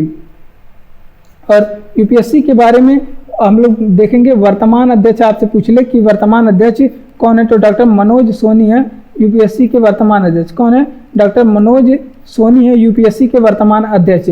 और यूपीएससी के जो कर्मचारी होते हैं उनका कार्यकाल कितना होता है, तो 6 वर्ष या 65 वर्ष जितनी जो भी पहले पूरा हो जाए तो इसका कार्यकाल होता है। और यूपीएससी के बारे में जो अनुच्छेद है, यूपीएससी के गठन के बारे में अनुच्छेद 315 में बताया गया है। और जो यूपीएससी की स्थापना हुई थी ये कब हुई थी, तो यूपीएससी की स्थापना 1926 में हुई थी। और किसकी सिफारिश पे हुई थी, तो ये भी आप लोग ध्यान रखेंगे किसकी सिफारिश पे यूपीएससी की स्थापना हुई थी, तो ये हुई थी आपके ली आयोग की सिफारिश पे। किसकी सिफारिश पे, ली आयोग की सिफारिश पे यूपीएससी की स्थापना हुई थी। भारत में सिविल सेवा का जनक किसे कहा जाता है, भारत में सिविल सेवा का जनक किसे कहा जाता है, तो लॉर्ड कॉर्नवालिस को कहा जाता है। भारत में सिविल सेवा का जनक लॉर्ड कॉर्नवालिस को कहा जाता है। और सिविल सेवा दिवस भारत में कब मनाया जाता है, तो 21 अप्रैल को मनाया जाता है। सिविल सेवा दिवस कब, 21 अप्रैल को। तो ये सारी चीजें आप लोग ध्यान रखेंगे। यूपीएससी की पहली महिला अध्यक्ष कौन थी, रोज मिलियन बैती थी यूपीएससी की पहली महिला अध्यक्ष। और वर्तमान समय यूपीएससी के अध्यक्ष कौन है, मनोज सोनी है। यूपीएससी का गठन किस अनुच्छेद में बताया गया है, अनुच्छेद नंबर 315। यूपीएससी की स्थापना 1926 में हुई थी और ये ली आयोग की सिफारिश पे हुई थी। किसकी आयोग की, ली आयोग की सिफारिश पे। और इसका कार्यकाल कितने वर्ष है, तो 6 वर्ष या 65 वर्ष है इसका कार्यकाल। और ये दिवस कब मनाया जाता है, 21 अप्रैल को मनाया जाता है। सिविल सेवा के जनक भारत में कौन कहे जाते हैं, कॉर्नवालिस कहे जाते हैं। तो इन बातों का भी आप लोग ध्यान दीजिए।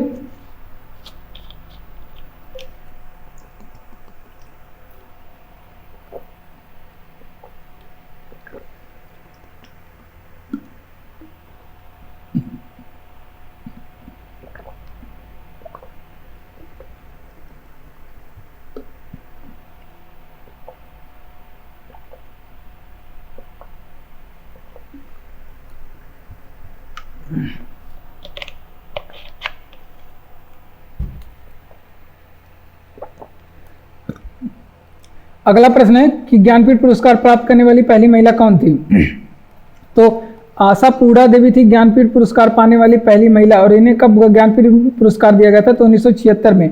और इन्हें किस कृति के लिए ज्ञानपीठ पुरस्कार दिया गया था, तो इनकी कृति का नाम था प्रथम प्रतिश्रुति। इनकी कृति का क्या नाम था, प्रथम प्रतिश्रुति इनकी कृति का नाम था। इसके लिए इन्हें ज्ञानपीठ पुरस्कार दिया जाता है। ज्ञानपीठ पुरस्कार आपसे एग्जाम में पूछा जाता है कि किस क्षेत्र में दिया जाता है, तो ज्ञानपीठ पुरस्कार आप लोग ध्यान रखेंगे साहित्य के क्षेत्र में दिया जाता है।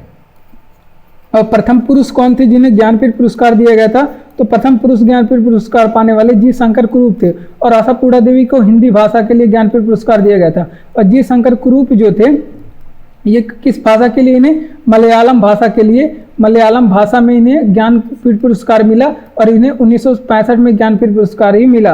वहीं आपसे पूछे कि 57 नंबर का जो ज्ञानपीठ नवीनतम वाला है, एक ज्ञानपीठ पुरस्कार किसे दिया गया, 57 नंबर का जो ज्ञानपीठ पुरस्कार है ये किसे दिया गया था, ये दामोदर मौजे को दिया गया। किसे, दामोदर मौजे को दिया गया 57वां नंबर का ज्ञानपीठ पुरस्कार। और इसे किन भाषा के लिए दिया गया था, कोंकणी भाषा के लिए इन्हें दिया गया। जिनका टीचर का एग्जाम है ये इस चीज को ध्यान से पढ़ेंगे। और वहीं आपसे पूछे कि ज्ञानपीठ पुरस्कार, ज्ञानपीठ पुरस्कार इसकी शुरुआत कब से हुई। ज्ञानपीठ पुरस्कार की शुरुआत की बात करें तो इसकी शुरुआत हुई थी ज्ञानपीठ पुरस्कार की 1965 में। और ज्ञानपीठ पुरस्कार की आपसे पूछे कि शुरुआत किसने किया, तो शांति प्रसाद जैन ने इसकी शुरुआत की। किसने, शांति प्रसाद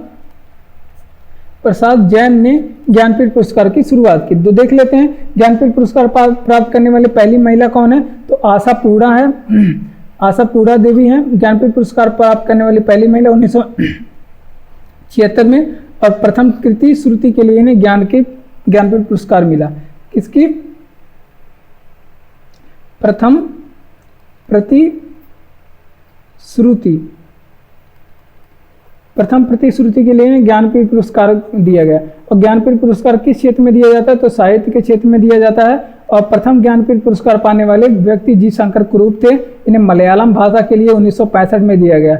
और वहीं आपसे पूछे कि ज्ञानपीठ पुरस्कार की शुरुआत कब हुई, 1965 में हुई थी। और इसकी शुरुआत करता है शांति प्रसाद जैन है।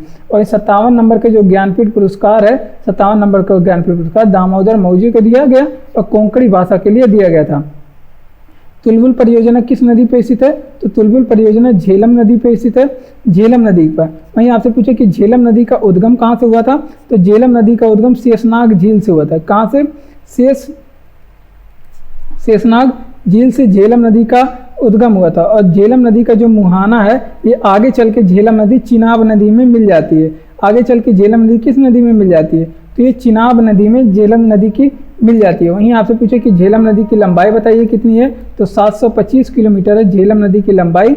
और आपसे पूछे कि श्रीनगर किस नदी के किनारे स्थित है, श्रीनगर किस नदी के किनारे स्थित है, तो श्रीनगर आप लोग ध्यान रखेंगे ये झेलम नदी के किनारे ही स्थित है।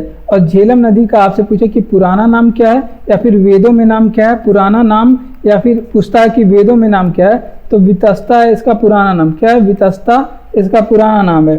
वहीं आपसे पूछे कि तुलबुल परियोजना झेलम नदी पे, वहीं आपसे पूछे कि भाखड़ा नांगल परियोजना कहाँ पे, भाखड़ा नांगल परियोजना की बात करें तो ये सतलुज नदी पे बना है, सतलुज नदी पे। और पुराना नाम क्या है, सुतुद्री। सतलुज नदी का पुराना नाम क्या है, सुतुद्री है पुराना नाम। और जो भाखड़ा नांगल परियोजना किस राज्य में बना हुआ है, तो हिमाचल प्रदेश में बना हुआ है। वहीं आपसे पूछे कि माता टीला परियोजना किस राज्य में, माता टीला परियोजना, तो माता टीला परियोजना की बात करें ये बेतवा नदी पे बना हुआ है। किस नदी पे, बेतवा नदी पे। और किस राज्य में, तो यूपी में बना हुआ है माता टीला परियोजना। वहीं आपसे पूछे कि सलाल परियोजना किस नदी पे बना हुआ है, सलाल परियोजना किस नदी पे बना हुआ है, तो ये चिनाब नदी पे बना हुआ है, चिनाब नदी पे सलाल परियोजना। तो ये सारी चीज़ें आप लोग ध्यान रखेंगे। तो देख लेते हैं, क्योंकि विश्व की, तो देखिए तुलबुल परियोजना तो झेलम नदी पे बना हुआ है। झेलम नदी की लंबाई 725 किलोमीटर है। उद्गम कहाँ से होता है, शेषनाग झील से होता है। मुहाना झेलम नदी अपना चिनाब नदी में बनाती है, चिनाब नदी में आगे जाके मिल जाती है। और श्रीनगर किस नदी के किनारे स्थित है, तो झेलम नदी के किनारे। झेलम का पुराना नाम क्या है, वितस्ता है। भाखड़ा नांगल परियोजना सतलुज नदी पे हिमाचल प्रदेश में स्थित है। सुतुद्री है सतलुज नदी का पुराना नाम। माता टीला परियोजना बेतवा नदी पे स्थित है उत्तर प्रदेश में। वहीं सलाल परियोजना चिनाब नदी पे स्थित है। और किस राज्य में स्थित है, ये फिर यूनियन टेरिटरी में, ये आप लोग बताएंगे। अगला प्रश्न है, किस नृत्य शैली का उद्गम पूरे भारत में हुआ था, तो देखिए पूरे भारत में कौन सी नृत्य शैली का उद्गम हुआ था, तो मणिपुरी का उद्गम हुआ था। मणिपुरी का उद्गम हुआ था पूरे भारत में।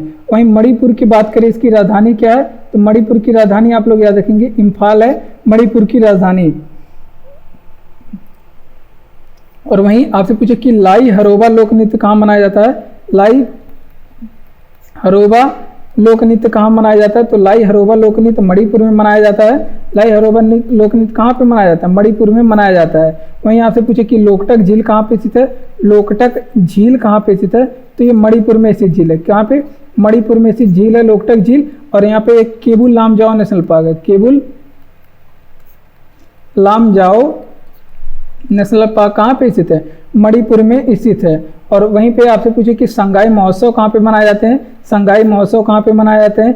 या फिर आपसे पूछे कि सुरुई लिली महोत्सव कहाँ पे मनाए जाते हैं, सुरुई लिली महोत्सव कहाँ पे मनाए जाते हैं, तो संघाई महोत्सव या फिर सुरुई लिली महोत्सव कहाँ पे मनाए जाते हैं, मणिपुर में मनाए जाते हैं। और मणिपुर का जो मार्शल आर्ट है उसे क्या कहते हैं, मणिपुर का मार्शल आर्ट को क्या कहते हैं, तो मणिपुर का मार्शल आर्ट है थांगटा। क्या है, थांगटा है मार्शल आर्ट मणिपुर का।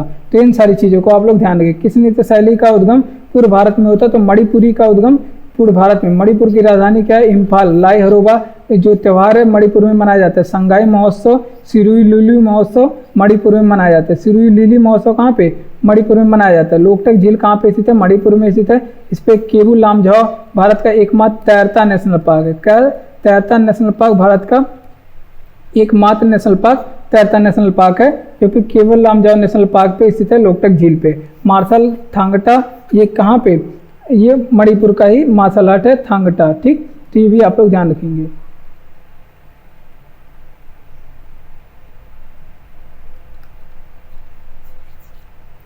और मतदान करने की न्यूनतम आयु कितनी है, तो देखिए मतदान करने की जो न्यूनतम आयु थी वो पहले 21 वर्ष थी। कितनी, पहले 21 वर्ष थी। फिर इसके बाद लिए होता क्या, 61वां संविधान संशोधन जो कि हुआ था 1989 में। 61वां संविधान संशोधन कब हुआ था, ये 1989 में हुआ था। और इसके तहत क्या कर दिया गया था, मतदान करने की अब जो उम्र है उसे 18 वर्ष कर दिया गया, उसे 18 वर्ष कर दिया। इस समय पूछा जाता है किसका सत्ता था, यानी कि इस समय प्रधानमंत्री कौन थे, तो इस समय प्रधानमंत्री कौन थे, राजीव गांधी थे। राजीव गांधी ने संशोधन करवाया, राजीव गांधी के सरकार ने। तो ये भी आप लोग ध्यान रखेंगे। और अगर आप लोग मतदान करने जाते हैं तो जो उंगली पे निशान लगाए जाते हैं, जो मतदान करते समय जो उंगली पे निशान लगाए जाते हैं वो किस चीज़ का निशान होता है, तो सिल्वर नाइट्रेट का होता है। किसका, सिल्वर नाइट्रेट का यहाँ पे निशान लगाया जाता है। ठीक, तो ये सारी चीज़ें आप लोग ध्यान रखेंगे। तो देख लेते हैं मतदान करने की न्यूनतम आयु पहले 21 वर्ष थी, फिर होता है 61वां संविधान संशोधन 1989 और अब मतदान करने की आयु कितनी हो गई है, 18 वर्ष हो गई है। और किसके कार्यकाल में ये संशोधन हुआ था, राजीव गांधी के कार्यकाल में। उंगली पे जो निशान लगाया जाता है मतदान करते समय तो सिल्वर नाइट्रेट का होता है, इसलिए वो जल्दी छूटता नहीं है। जेरूसलम किस की तीर्थ यात्रा स्थल है, तो जेरूसलम है ये ईसाइयों की भी तीर्थ यात्रा स्थल है और पारसियों की भी ईसाइयों की भी तीर्थ यात्रा स्थल है और ईसाइयों की भी तीर्थ यात्रा स्थल है और जो आपके यहूदियों की भी तीर्थ यात्रा स्थल है, यहूदी लोग की भी तीर्थ यात्रा स्थल है और यहाँ पे मुस्लिम लोगों की भी तीर्थ यात्रा स्थल है, मुस्लिम लोगों की।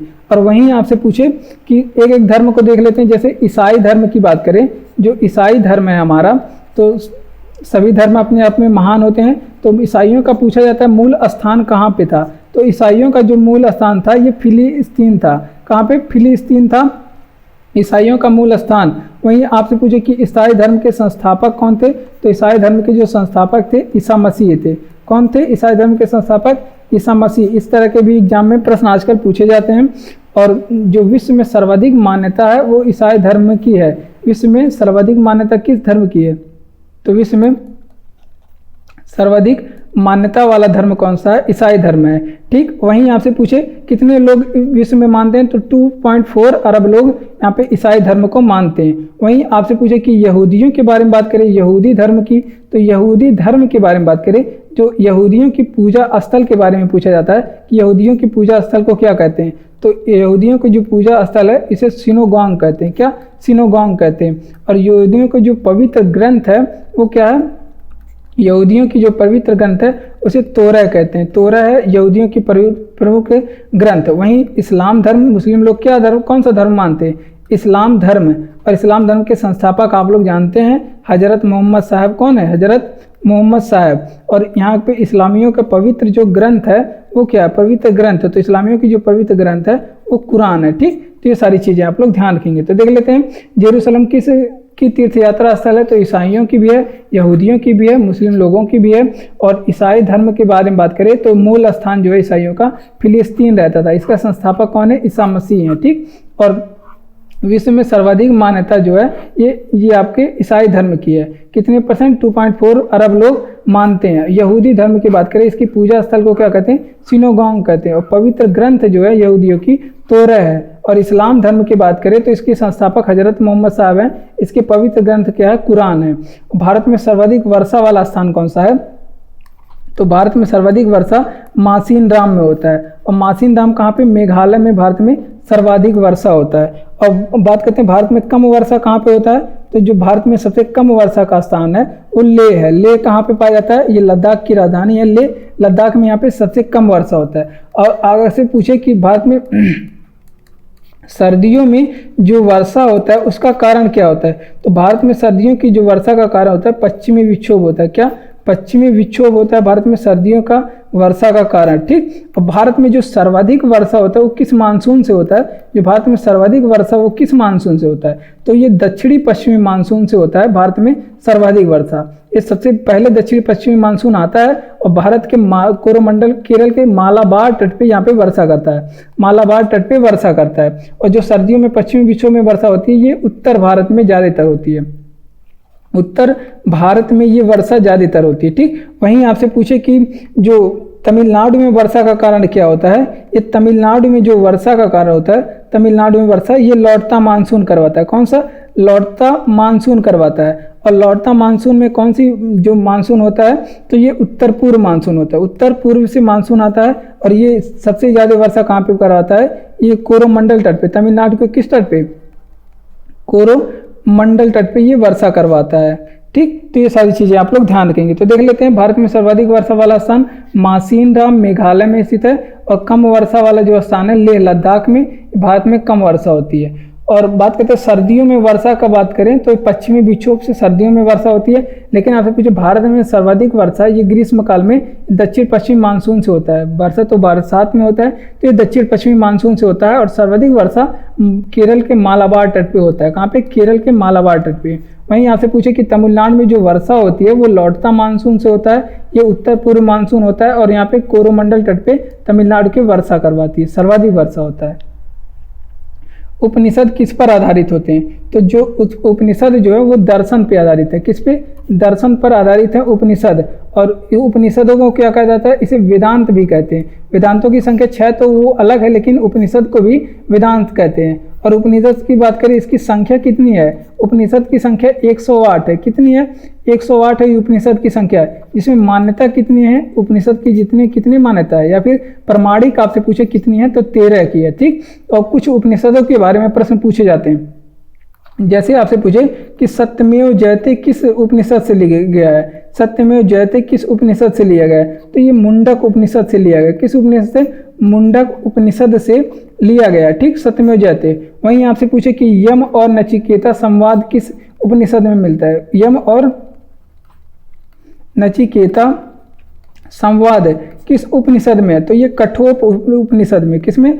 कठोप उपनिषद में यम और नचिकेता संवाद है।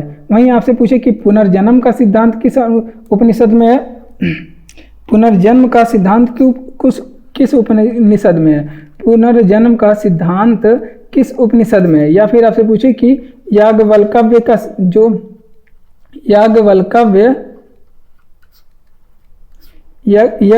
याज्ञवल्क्य एंड गार्गी संवाद किस उपनिषद में है?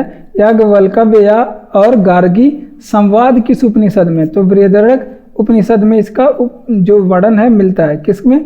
बृहदारण्यक उपनिषद में इसका वर्णन मिलता है। ठीक, तो ये सारी चीजें आप लोग ध्यान रखेंगे। तो देख लेते हैं, आपसे पूछे कि उपनिषद किस पर आधारित होते हैं? तो दर्शन पर आधारित होते हैं। उपनिषद को ही वेदांत कहते हैं। उपनिषद को भी वेदांत कहते हैं। इनकी संख्या 108 है। मान्यता या फिर प्रमाणिक कितनी है? 13 है। सत्यमेव जयते किस उपनिषद से? मुंडक उपनिषद से लिया गया। यम नचिकेता संवाद जो है ये कठोपनिषद में मिलता है। कठोपनिषद में यम नचिकेता संवाद मिलता है। और पुनर्जन्म का जो सिद्धांत है या फिर याज्ञवल्क्य या फिर गार्गी संवाद ये किस उपनिषद में है? तो बृहदारण्यक उपनिषद में है। ठीक। भीमराव अंबेडकर के बारे में, इनका जन्म स्थान पूछ रहा है कहाँ पे हुआ था? तो महू मध्य प्रदेश में इनका जन्म स्थान हुआ। अगर आपसे पूछे कि संविधान की आत्मा इन्होंने किसे कहा? अगर आपसे परीक्षा में पूछे कि संविधान की आत्मा किस अनुच्छेद को कहा भीमराव अंबेडकर ने? तो संविधान की आत्मा बी.आर. अम्बेडकर ने कहा। किसे? बी.आर. अम्बेडकर ने संविधान की आत्मा किसे कहा? तो बी.आर. अम्बेडकर ने संविधान की आत्मा अनुच्छेद 32 को कहा। किसे? अनुच्छेद 32। ये क्या है? संवैधानिक उपचारों का अधिकार। क्या है? संवैधानिक उपचारों का अधिकार। और इस आर्टिकल 32 का प्रयोग करके आप कहाँ जा सकते हैं? आप सुप्रीम कोर्ट जा सकते हैं। आप सुप्रीम कोर्ट जा सकते हैं आर्टिकल 32 का प्रयोग करके। ठीक। और इसके तहत सुप्रीम कोर्ट कितने प्रकार की रिट जारी करती है? तो इसके तहत मौलिक अधिकार का हनन होने पे सुप्रीम कोर्ट 5 प्रकार की रिट जारी करती है। तो ये सभी आप लोग ध्यान रखेंगे। और भीमराव अंबेडकर ने ही संविधान का सर्वाधिक अवलोकित भाग आपसे पूछे किसे कहा है? सर्वाधिक अलौकिक भाग किसे कहा? तो सर्वाधिक अलौकिक जो भाग है वो इन्होंने भाग 3 को कहा। किसे? भाग 3 को सर्वाधिक अलौकिक भाग। और एक आपका बनाया गया था प्रारूप समिति, एक प्रारूप समिति बनाई गई थी। और प्रारूप समिति में क्या पूछा जाता है? इसमें सदस्य कितने थे? तो प्रारूप समिति में सदस्य 7 थे। और पूछा जाएगा प्रारूप समिति के अध्यक्ष कौन थे? तो बी.आर. अम्बेडकर थे प्रारूप समिति के अध्यक्ष। कौन? बी.आर. अम्बेडकर थे प्रारूप समिति के अध्यक्ष। ठीक। और भारत के पहले कानून मंत्री कौन थे? भारत के पहले कानून मंत्री कौन थे? या फिर आपसे पूछे कि संविधान का जनक किसे कहा जाता है? संविधान का जनक किसे कहा जाता है? तो ये सभी के दोनों का जवाब क्या हो जाएगा? बी.आर. अम्बेडकर, यानी कि भीमराव अंबेडकर को कहा जाता है। ठीक। तो ये सारी चीजें आप लोग ध्यान रखेंगे। तो देख लेते हैं, भीमराव अंबेडकर का जन्म कहाँ पे हुआ था? महू मध्य प्रदेश में हुआ था। और संविधान की आत्मा इन्होंने किसे कहा? तो भीमराव अंबेडकर ने संविधान की आत्मा अनुच्छेद 32 को कहा। इसमें क्या? संवैधानिक उपचारों का अधिकार है। और इसके तहत सुप्रीम कोर्ट जा सकते हैं आर्टिकल 32 का उपयोग करके। और इसके तहत सुप्रीम कोर्ट 5 प्रकार की रिट जारी करती है। और सर्वाधिक अलौकिक भाग किसे कहा है? तो सर्वाधिक अलौकिक भाग इन्होंने भाग 3 को कहा है। ठीक। तो ये भी आप लोग ध्यान रखेंगे।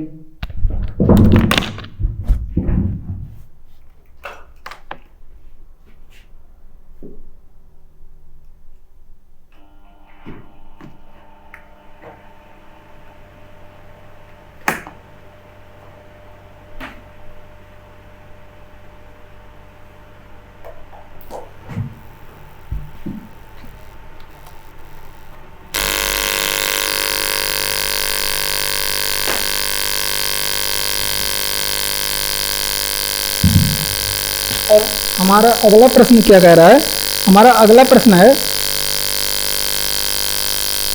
तो प्रारूप समिति में कितने सदस्य थे? तो प्रारूप समिति में सदस्यों की संख्या 7 थी। और प्रारूप समिति के अध्यक्ष पूछा जाता है कौन है? तो प्रारूप समिति के अध्यक्ष भीमराव अम्बेडकर थे। और भारत के पहले कानून मंत्री कौन थे? तो भारत के जो पहले कानून मंत्री थे वो भीमराव अम्बेडकर थे। और भारत के संविधान सभा के जनक कौन कहे जाते हैं? भीमराव अम्बेडकर। बढ़ते अपने अगले प्रश्न की ओर। अगला प्रश्न है कि अकबर ने किस क्षेत्र के विजय के स्मृति के दौरान क्या बनवाया था? बुलंद दरवाजा बनवाया था। तो अकबर किया था गुजरात विजय, गुजरात अभियान किया था। और इसके विजय के दौरान क्या किया था? अकबर ने बुलंद दरवाजा का निर्माण करवाया था। अकबर के बारे में थोड़ी सी जानकारी आप लोग रखेंगे। जन्म कहाँ पे हुआ था? अमरकोट के दुर्ग में। कहाँ पे? अमरकोट के दुर्ग में इनका जन्म हुआ था। और इन्होंने आगरा का किला बनवाया। आगरा का किला आपसे पूछे किसने बनवाया था? तो आगरा का किला अकबर ने ही बनवाया था। और फतेहपुर सीकरी की स्थापना किसने की? फतेहपुर सीकरी किसने बसाया? तो फतेहपुर सीकरी भी किसने बनाया? अकबर ने इसकी स्थापना की। किसने? अकबर ने स्थापना किया। अकबर के बारे में जो इम्पोर्टेंट चीज़ें पूछी जाती है, अकबर का यहाँ पे ध्यान रखेंगे। मकबरा कहाँ पे स्थित है? तो सासाराम में, सिकंदरा में इनका मकबरा स्थित है। अकबर का मकबरा कहाँ पे स्थित है? सिकंदरा में स्थित है। सिकंदरा कहाँ पे है? आगरा में स्थित है। सिकंदरा आगरा में स्थित है। और जो चीज़ें यहाँ पे पूछी जाती हैं जो इम्पोर्टेंट है, आपसे पूछे कि दास प्रथा का अंत इसने कब किया? दास प्रथा का अंत अकबर ने कब किया? तो ये 1562 में किया था अकबर ने दास प्रथा का अंत। तो यहाँ से पूछे कि तीर्थ यात्रा कर समाप्त कब किया था? तीर्थ यात्रा जो कर था इसे अकबर ने समाप्त कब किया था? तो ये 1563 में किया था। तो वहीं यहाँ से पूछे कि अकबर ने जजिया कर समाप्त कब किया था? जजिया कर समाप्त कब किया था? तो अकबर ने जजिया कर जो समाप्त है 1564 में किया था। ठीक, ये सारी चीज़ें आप लोग ध्यान रखेंगे। अकबर ने किस क्षेत्र के विजय स्मृति के दौरान बुलंद दरवाजा बनवाया था? तो गुजरात विजय के दौरान अकबर ने बुलंद दरवाजा का निर्माण करवाया। जन्म कहाँ पे हुआ था? अमरकोट के दुर्ग में हुआ था। और इनका मकबरा कहाँ पे स्थित है? सिकंदरा में, आगरा में अकबर का मकबरा स्थित है। और आगरा का किला किसने बनवाया था?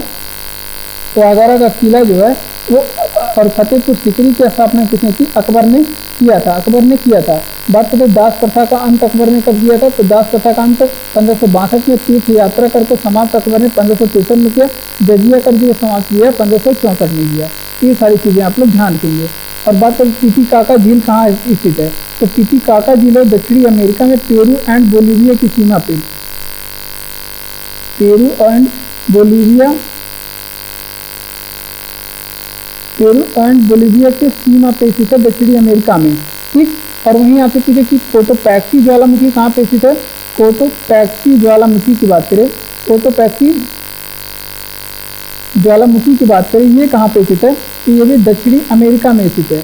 दक्षिणी अमेरिका में स्थित है। अब दक्षिणी अमेरिका से प्रश्न पूछेंगे। और दक्षिणी अमेरिका का आपसे पूछे कि सबसे बड़ा देश कौन सा है? तो दक्षिणी अमेरिका का सबसे बड़ा देश कौन सा है? ब्राज़ील है। ब्राज़ील है दक्षिणी अमेरिका का सबसे बड़ा देश। वहीं आपसे पूछे कि दक्षिणी अमेरिका का सबसे छोटा देश कौन सा है? तो फॉकलैंड है दक्षिणी अमेरिका का सबसे छोटा देश। वहीं आपसे पूछे कि सबसे बड़ी नदी कौन सी है दक्षिणी अमेरिका की? सबसे बड़ी नदी कौन सी है? सबसे बड़ी नदी कौन सी है? तो दक्षिणी अमेरिका की सबसे बड़ी नदी कौन सी है? अमेजन नदी है। सबसे बड़ी नदी कौन सी है? अमेजन नदी है। और जो ब्राज़ील है ये दक्षिणी अमेरिका का सबसे बड़ा देश है। और ब्राज़ील जो है ये सारे देशों के साथ सीमा बनाता है। और जो दक्षिण अमेरिका के सारे देश हैं इसके साथ सीमा बनाता है। और ये किन देशों के साथ सीमा नहीं बनाता है? तो ये हमको ध्यान रखना है, क्योंकि एग्जाम में पूछा जाता है कि ब्राज़ील किन देशों के साथ सीमा नहीं बनाता है। तो दो देश हैं, एक आपका इक्वाडोर है, इक्वाडोर के साथ एंड चिली के साथ ये ब्राज़ील सीमा नहीं बनाता। इक्वाडोर और चिली के साथ ब्राज़ील सीमा नहीं बनाता है। ठीक, और ब्राज़ील के जो हम्बोल्ट की धारा है, जो हम्बोल्ट की जलधारा है, जो हम्बोल्ट की जलधारा दक्षिणी अमेरिका के जो पूर्वी तट पे, पश्चिमी तट पे बहती है। किस कहाँ पे? दक्षिणी अमेरिका के किस तट पे बहती है? ये पश्चिमी तट पे बहती है। ये भी आप लोग ध्यान रखेंगे। और बात करते हैं विश्व का सबसे बड़ा सागर कैस्पियन सागर है, ये तो जानते हो, गहरे सागर बैकाल झील है। ठीक, टीटीकाका झील कहाँ स्थित है? ये पेरू एंड बोलीविया की सीमा पे स्थित है। टीटीकाका झील पेरू एंड बोलीविया की सीमा पे। कोटोपैक्सी ज्वालामुखी कहाँ पे स्थित है? दक्षिणी अमेरिका में स्थित है। दक्षिणी अमेरिका का सबसे बड़ा देश कौन सा है? ब्राज़ील है। दक्षिणी अमेरिका का सबसे छोटा देश कौन सा? फॉकलैंड है। और हम्बोल्ट की जलधारा कहाँ पे स्थित है? दक्षिणी अमेरिका के पश्चिमी तट पे हम्बोल्ट की जलधारा। ये सभी प्रश्न आप लोग नोट करेंगे। और दक्षिणी अमेरिका की सबसे बड़ी नदी अमेजन नदी है। और ब्राजील जो है दक्षिणी अमेरिका की सभी देशों के साथ सीमा बनाता है, केवल 2 देशों के साथ सीमा नहीं बनाता है, एक तो इक्वाडोर और चिली, ये 2 देशों के साथ ब्राजील सीमा नहीं बनाता है। विश्व की सबसे गहरी झील पूछे कौन सी है? तो विश्व की सबसे गहरी झील कौन सी है? बैकाल झील है विश्व की सबसे गहरी झील। और विश्व की सबसे बड़ी झील पूछे कौन सी है? विश्व की सबसे बड़ी झील कौन सी है? तो कैस्पियन सागर है विश्व की सबसे बड़ी झील। कौन सी? कैस्पियन सागर है। ठीक, ये सारी चीजें आप लोग ध्यान रखेंगे। देख लेते हैं अगले प्रश्न को। अगला प्रश्न, गुरु नानक की जीवनी किसे लिखी? तो गुरु अंगद देव ने लिखी। आपसे पूछे कि गुरु नानक की जीवनी किसने लिखी थी? तो गुरु नानक की जीवनी गुरु अंगद देव ने लिखी। किसने? गुरु अंगद देव ने गुरु नानक की जीवनी लिखी। और इन्होंने एक ग्रंथ लिखा था अंगद देव ने, आदि ग्रंथ। इसी में गुरु नानक के बारे में बताया, ठीक, आदि ग्रंथ में। ठीक, और बात करते हैं पंजाबी भाषा की। इन्होंने पंजाबी भाषा की लिपि की भी शुरुआत किसने की? तो गुरु नानक ने की है। किसने? इन्होंने, अंगद देव ने पंजाबी भाषा की लिपि की शुरुआत की। इन्होंने पंजाबी भाषा की जो लिपि है इसे भी शुरू किसने किया? इसके भी शुरू किसने किया? गुरु अंगद देव ने किया। वहीं आपसे पूछे कि अब गुरु नानक के बारे में देखते। गुरु नानक, तो गुरु नानक के बारे में बात करें, ये सिख धर्म के संस्थापक थे। ये कौन थे? सिख धर्म के संस्थापक थे। ये सिख धर्म के संस्थापक थे और सिख के ये पहले गुरु भी थे। सिख धर्म के संस्थापक सिख के पहले गुरु थे। इनका जन्म पूछा जाता है कहाँ पे हुआ था? तलवंडी में इनका जन्म हुआ था, तलवंडी में। और ये कब हुआ था? 1469 में इनका जन्म हुआ था। 1469 में तलवंडी में इनका जन्म हुआ था। और बात करते हैं, इन्होंने संगत और लंगर की शुरुआत की थी। किसी संगत एंड लंगर व्यवस्था की शुरुआत किसने की? संगत और लंगर व्यवस्था की शुरुआत गुरु नानक ने जी ने ही किया। तो इतनी चीज़ें आप लोग ध्यान रखेंगे। तो देख लेते हैं कि गुरु नानक की जीवनी किसने लिखी? गुरु अंगद देव ने लिखी। आदि ग्रंथ नामक ग्रंथ में इन्होंने गुरु नानक की जीवनी लिखी। और पंजाबी भाषा की जो लिपि है, कौन सी लिपि है? गुरुमुखी लिपि। गुरुमुखी लिपि की शुरुआत किसने किया? गुरुमुखी लिपि की शुरुआत भी किसने किया? अंगद देव ने किया गुरुमुखी लिपि की शुरुआत। और गुरु नानक की बात करें, सिख धर्म के संस्थापक हैं और सिखों के पहले गुरु नानक हैं। और इनका जन्म कहाँ पे हुआ था? तलवंडी में। 1469 में इनका जन्म हुआ था। और बात करते हैं, इन्होंने संगत और लंगर व्यवस्था की शुरुआत की। विश्व की छत किसे कहते हैं? पामीर पठार को कहते हैं। पामीर पठार को कहते हैं विश्व का छत। इसकी हाइट कितनी है? इसकी हाइट कितनी है पामीर की पठार को? तो 500,000 मीटर इसकी हाइट है। पामीर की पठार की ऊंचाई कितनी है? पामीर की ऊंचाई के पठार की ऊंचाई, पामीर की पठार की ऊंचाई कितनी है? तो 5000 मीटर है। और विश्व का सबसे ऊंचा पठार कौन सा है? विश्व का सबसे ऊंचा पठार अगर आपसे पूछे कि कौन सा है, विश्व का सबसे ऊंचा पठार कौन सा है, तो विश्व का सबसे ऊंचा पठार पामीर का पठार या फिर आप लोग बताएंगे तिब्बत का पठार है। विश्व का सबसे ऊंचा पठार कौन सा? पामीर का पठार या फिर तिब्बत का पठार है। जो प्रायद्वीपीय भारत है अपना, जो अपना प्रायद्वीपीय भारत है, इसको क्या कहते हैं? प्रायद्वीपीय भारत को क्या कहते हैं? तो ये हमारा जो प्रायद्वीपीय भारत है ये पठारी है, तो इस वजह से इसे दक्कन का पठार भी कहते हैं। इसे दक्कन का भी पठार कहते हैं। प्रायद्वीपीय भारत हमारा पूरा पठारी है, तो इसे दक्कन का पठार भी कहते हैं। पठारी महाद्वीप किसे कहते हैं? पठारी महाद्वीप किसे कहते हैं? तो अफ्रीका को कहते हैं पठारी महाद्वीप, क्योंकि उसका अधिकतम भाग क्या है? जो अफ्रीका का अधिकतम भाग है पठारी है। और अगला प्रश्न है कि वहीं कुछ पठारों की बात देख लेते हैं। तो आपसे पूछे कि अनातोलिया का पठार कहाँ पे स्थित है? यहाँ पे देख लेते हैं। आपसे पूछे कि अनातोलिया का पठार कहाँ पे स्थित है? तो अनातोलिया का जो पठार है ये तुर्की में स्थित है। कहाँ पे? तुर्की में स्थित है। वहीं आपसे पूछे कि लोएस पठार कहाँ पे स्थित है? लोएस पठार, ये लोएस पठार कई बार एग्जाम में पूछा गया है, इंपॉर्टेंट है। ये चीन में स्थित है। वहीं आपसे पूछे कि भारत का रूर किसे कहते हैं? भारत का रूर किसे कहते हैं? तो भारत का जो रूर है इस छोटा नागपुर पठार को कहते हैं। ठीक, तो इन सारी चीज़ों को आप लोग ध्यान रखेंगे। विश्व की छत किसे कहते हैं? पामीर की पठार को। ऊंचाई कितनी है? 5000 मीटर है। और सबसे ऊंचा पठार विश्व का कौन सा? तिब्बत का पठार है, या फिर इसे पामीर का पठार भी कह सकते हैं। पामीर का पठार, क्योंकि पामीर का पठार जो तिब्बत के अंतर्गत आता है। और प्रायद्वीपीय भारत की बात करें तो ये पूरा पठारी है, इसलिए इसे दक्कन का पठार भी कहते हैं। और पठारी महाद्वीप अफ्रीका को कहते हैं। पठारी महाद्वीप किसे कहते हैं? अफ्रीका को कहते हैं। अनातोलिया का पठार तुर्की में स्थित है। लोयस का पठार चीन में स्थित है। भारत का जो रूर है तो कि छोटा नागपुर पठार को कहते हैं। अगला प्रश्न है, गोवा में सती प्रथा का समाप्त कौन किया था? तो पुर्तगाली गवर्नर कौन था जो गोवा में सती प्रथा को समाप्त किया था? तो अल्फांसो डी अल्बुकर्क था, जिन्हें गोवा में क्या किया था? ये गोवा में सती प्रथा को समाप्त किया था। तो ये आप लोग ध्यान रखेंगे। और आपसे पूछे कि भारत में पुर्तगाली शक्ति का वास्तविक संस्थापक कौन था? भारत में पुर्तगाली शक्ति का जो है वास्तविक संस्थापक कौन था?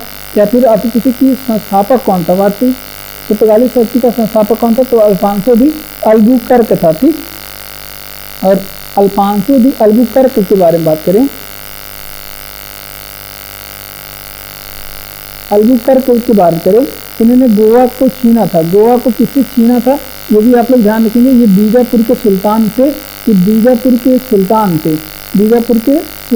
क्या कर लिया था? इसने बीजापुर के सुल्तान से क्या कर दिया था? इसने गोवा छीन लिया था। और कब छीना था गोवा को? 1510 में इसने गोवा को छीना। और गोवा में सबसे पहले जो अधिकार है, गोवा पर पहला अधिकार जो है किसने किया? जो गोवा का पहला अधिकार जो है 1510 में हुआ था, ये पुर्तगालियों का हुआ था। पुर्तगालियों का जो भी है, बीजापुर के सुल्तान से जो गोवा छीन लिया तो यहाँ पे अधिकार जमा लिया। और जो गोवा में सबसे लास्ट में कौन से लोगों ने गया? सबसे लास्ट में सबसे पहले आए पुर्तगालियों ने गोवा में सबसे पहले अपना धाव जमाया। और सबसे लास्ट में कौन लोग गोवा से गए? पुर्तगाली लोग सबसे लास्ट में गोवा से गए। कहाँ से? पुर्तगाली लोग गोवा से सबसे लास्ट में गए 1961 में। ये सारी चीज़ें आप लोग ध्यान रखेंगे। तो देख लेते हैं गोवा में सती प्रथा को समाप्त करने वाला पुर्तगाली कौन था? अल्बुकर्क था।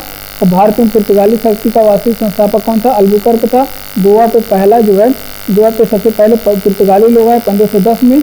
गोवा को इसमें अल्बुकर्क ने छीन लिया था बीजापुर के सुल्तान से 1510 में। गोवा से सबसे लास्ट में पुर्तगाली लोग भी 1961 में गए छोड़कर। और पोलो खेलते समय किस मुगल सम्राट की मृत्यु हो गई थी? यहाँ पर पोलो खेलते समय ऐबक की मृत्यु हो गई थी।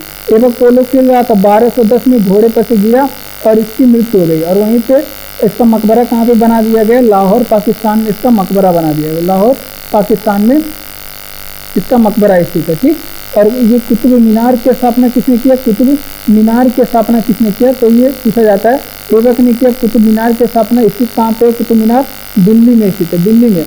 और इसकी हाइट कितनी कुतुब मीनार की? तो 73 मीटर, लगभग 72 या 73 मीटर इसकी हाइट है। और वहीं आपसे पूछे कि 2.5 दिन का झोपड़ा किसने बनवाया? 2.5 दिन का झोपड़ा किसने बनवाया? तो कुतुबुद्दीन ऐबक ने बनवाया 2.5 दिन का झोपड़ा। और ये कहाँ पे स्थित है? अजमेर में स्थित है 2.5 दिन का झोपड़ा कुतुबुद्दीन ऐबक ने। ऐबक का अन्य नाम क्या था? ऐबक का जो अन्य नाम, इसे लाख बख्श भी कहा जाता है। उपाधि इनकी लाख बख्श भी कहा जाता है। लाख बख्श क्यों कहा जाता है? तो लाख बख्श कहने का रीज़न इस वजह से है क्योंकि ये बहुत ज़्यादा मुद्रा का दान करता था। और कुतुबुद्दीन ऐबक की बात करें, इसने गुलाम वंश की स्थापना किया। गुलाम वंश का क्या किया? स्थापना किया। और कब किया गुलाम वंश की स्थापना? 1206 में किया। और गुलाम वंश का पहला शासक भी कौन बना था? गुलाम वंश का पहला शासक भी कौन बना था? कुतुबुद्दीन ऐबक ने बना था। कौन? कुतुबुद्दीन ऐबक ने बना था। तो देख लेते हैं, आपसे पूछे कि पोलो खेलते समय किस सम्राट की मृत्यु हुई थी? कुतुबुद्दीन ऐबक की 1210 में घोड़े पर से गिरा और इसकी मृत्यु हो गई। और इसकी मकबरा कहाँ पे बना है? लाहौर पाकिस्तान में इसका मकबरा बना हुआ है। और कुतुब मीनार का निर्माण किसने करवाया? कुतुबुद्दीन ऐबक ने, दिल्ली में स्थित है। और इसका जो हाइट है कितनी मीटर है? 73 मीटर लगभग इसकी हाइट है। और 2.5 दिन का झोपड़ा किसने बनवाया था? तो कुतुबुद्दीन ऐबक ने 2.5 दिन का झोपड़ा अजमेर में बनवाया था। और ऐबक ने लाख बख्श कहा जाता है, इसे लाख बख्श के नाम से जाना जाता है क्योंकि ये लाखों रुपए का दान करता था। गुलाम वंश की स्थापना किसने किया? गुलाम वंश के बारे में बात करें तो इसकी स्थापना 1206 में कुतुबुद्दीन ऐबक ने किया। और पहली शासक भी कुतुबुद्दीन ऐबक बने। बात करते हैं किस घटना ने ब्रिटिश कंपनी को बंगाल सूबे का वास्तविक स्वामी बना दिया? तो देखिए, जो बक्सर का युद्ध हुआ था 1764 में, बक्सर का युद्ध कब हुआ था? तो बक्सर का युद्ध हुआ था 1764 में। इसके बाद क्या हुआ था? जो अंग्रेजों का, इसके बाद हो गया था अंग्रेजों का इसके बाद अंग्रेजों का किस पर अधिकार हो गया था? ये बंगाल पे अधिकार हो गया। इसके बाद अंग्रेजों का बंगाल पे अधिकार हो गया, बिहार पे अधिकार हो गया और उड़ीसा क्षेत्र में यहाँ पे अंग्रेजों का अधिकार हो गया। ठीक, जब बक्सर का युद्ध हुआ था 1764 में, तो इसका परिणाम हुआ कि अंग्रेजों का जो है वो अधिकार बंगाल पे हो गया, बिहार पे हो गया और उड़ीसा पे हो गया। अब बात करते हैं इससे जो बक्सर का युद्ध था, इसमें किन किन लोगों ने भाग लिया। तो ये इसमें भाग लिया था मीर कासिम। ये एग्जाम में पूछा गया प्रश्न, मीर कासिम ने भाग लिया। तो यहाँ पे इसको नोट करेंगे, मीर कासिम। और एक तरफ से शुजाउद्दौला, मीर कासिम था, शुजाउद्दौला था और कौन सा? शाह आलम द्वितीय था, मुगल बादशाह था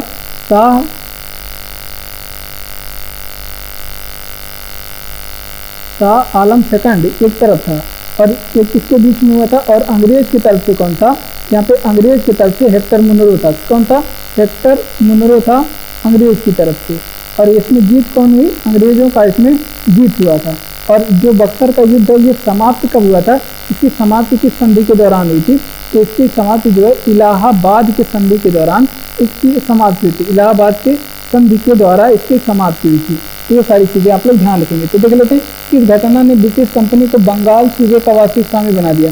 तो बक्सर का युद्ध हुआ था और बक्सर का युद्ध कब हुआ था? 1764 में। और इसके तहत क्या हुआ था? अंग्रेजों का जो है अधिकार कहाँ पे हुआ था? बंगाल पे हो गया, बिहार पे हो गया और उड़ीसा पे हुआ। और बक्सर के युद्ध में कौन कौन लोगों ने भाग लिया? तो मीर कासिम ने भाग लिया। बक्सर के युद्ध में शुजाउद्दौला भाग लिया और किसने भाग लिया? शाह आलम द्वितीय ने इसमें भाग लिया। और इसमें अंग्रेजों की तरफ से कौन था? हेक्टर मुनरो था। और अंग्रेज लोग इसमें विजयी हुए थे और समाप्त हुआ था इलाहाबाद के संधि के द्वारा इसकी समाप्ति हुई थी। फ्रंटियर गांधी किसे कहा जाता है? तो खान अब्दुल गफ्फार खान को क्या कहा जाता है? खान अब्दुल गफ्फार खान को क्या कहा जाता है? फ्रंटियर गांधी कहा जाता है।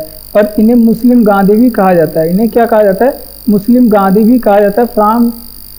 खान अब्दुल गफ्फार खान को मुस्लिम गांधी भी कहा जाता है। और खान अब्दुल गफ्फार खान को आप लोग ध्यान रखेंगे, ये भारत रत्न से सम्मानित पहले विदेशी थे। भारत रत्न से सम्मानित, आपसे पूछे कि पहले विदेशी कौन थे? तो खान अब्दुल गफ्फार खान थे, भारत रत्न से सम्मानित पहले विदेशी थे। इन्हें जो है भारत रत्न कब से नवाजा गया? तो इन्हें भारत रत्न से 1987 में नवाजा गया था। ठीक, और बात करते हैं लाल कुर्ती आंदोलन के जनक कौन है? लाल कुर्ती आंदोलन किसने शुरू किया? तो लाल कुर्ती आंदोलन जो है खान अब्दुल गफ्फार खान ने ये शुरू किया था। और बात करते हैं इसे कब शुरू किया था?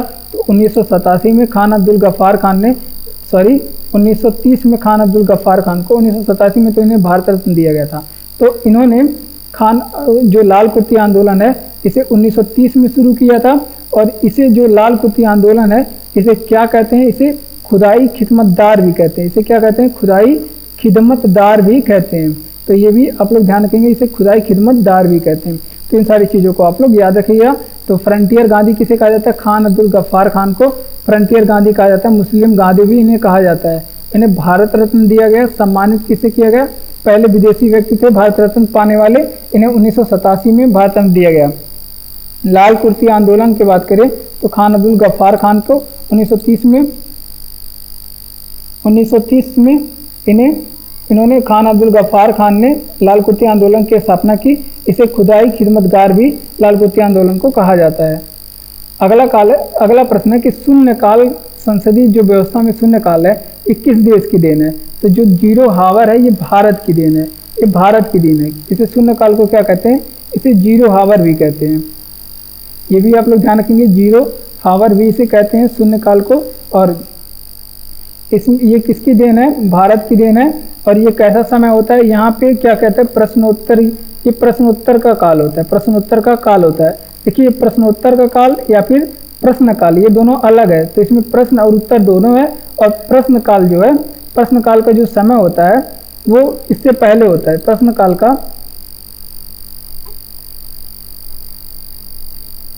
प्रश्न काल अलग है और प्रश्नोत्तर अलग है। प्रश्न काल में केवल प्रश्न पूछे जाते हैं। और ये जो है, जो शून्य काल है, ये प्रश्न काल के बाद का टाइम है। प्रश्न काल के बाद का टाइम को क्या कहते हैं? इसे कहते हैं शून्य काल। ठीक, प्रश्नकाल के बाद के टाइम को क्या कहते हैं, शून्यकाल कहते हैं। और संसद के सत्र कितने होते हैं, संसद में कितने सत्र होते हैं, तो संसद में सत्र जो है 3 होते हैं। कौन कौन से सत्र होते हैं, एक आपका हो गया बजट सत्र हो गया, संसद में बजट सत्र हो गया, और एक आपका हो गया शीतकालीन सत्र, बजट सत्र, शीतकालीन सत्र हो गया, और एक कौन सा सत्र हो गया, बजट सत्र, शीतकालीन सत्र, और एक आपको हो गया मानसून सत्र। ये होता है संसद के सत्र। और सत्र को बुलाने का काम कौन करता है, सत्र को बुलाने का काम कौन करता है, तो सत्र को बुलाता है राष्ट्रपति। कौन बुलाते हैं सत्र को, राष्ट्रपति बुलाते हैं। और सत्रावसान कौन करते हैं, यानी कि सत्र समापन कौन करते हैं, सत्रावसान करने का काम कौन है, ये भी राष्ट्रपति करते हैं। कौन, राष्ट्रपति ही करते हैं सत्रावसान। तो इन सारी चीज़ों को ध्यान रखेंगे। तो देखिए शून्यकाल संसदीय व्यवस्था की किस देश की देन है, तो ये भारत की देन है। जीरो हावर किसकी देन है, ये प्रश्नोत्तर काल भी कहते हैं इसे, और ये किसकी देन है, भारत की देन है। और ये समय कब का समय होता है, तो प्रश्नकाल के बाद के समय को क्या कहते हैं, प्रश्नकाल के बाद के समय को शून्यकाल कहते हैं। इसमें क्या किया जाता है, प्रश्नोत्तर किया जाता है, यानी कि प्रश्न भी पूछा जाता है, उत्तर भी बताया जाता है। संसद के सत्र कितने होते हैं, 3। कौन कौन से, बजट सत्र होता है, शीतकालीन सत्र होता है, और मानसून सत्र होता है। और बात करते हैं यहाँ पे सत्र बुलाने का काम किसका है, राष्ट्रपति सत्र बुलाते हैं। सत्रावसान भी कौन करते हैं, राष्ट्रपति करते हैं। वंदे मातरम कहाँ से लिया गया, तो वंदे मातरम आनंद मठ से लिया गया। कहाँ से, आनंद मठ से लिया गया है। और आनंद मठ के लेखक कौन है, बंकिम चंद्र चटर्जी हैं। आनंद मठ के लेखक कौन है, बंकिम चंद्र चटर्जी हैं।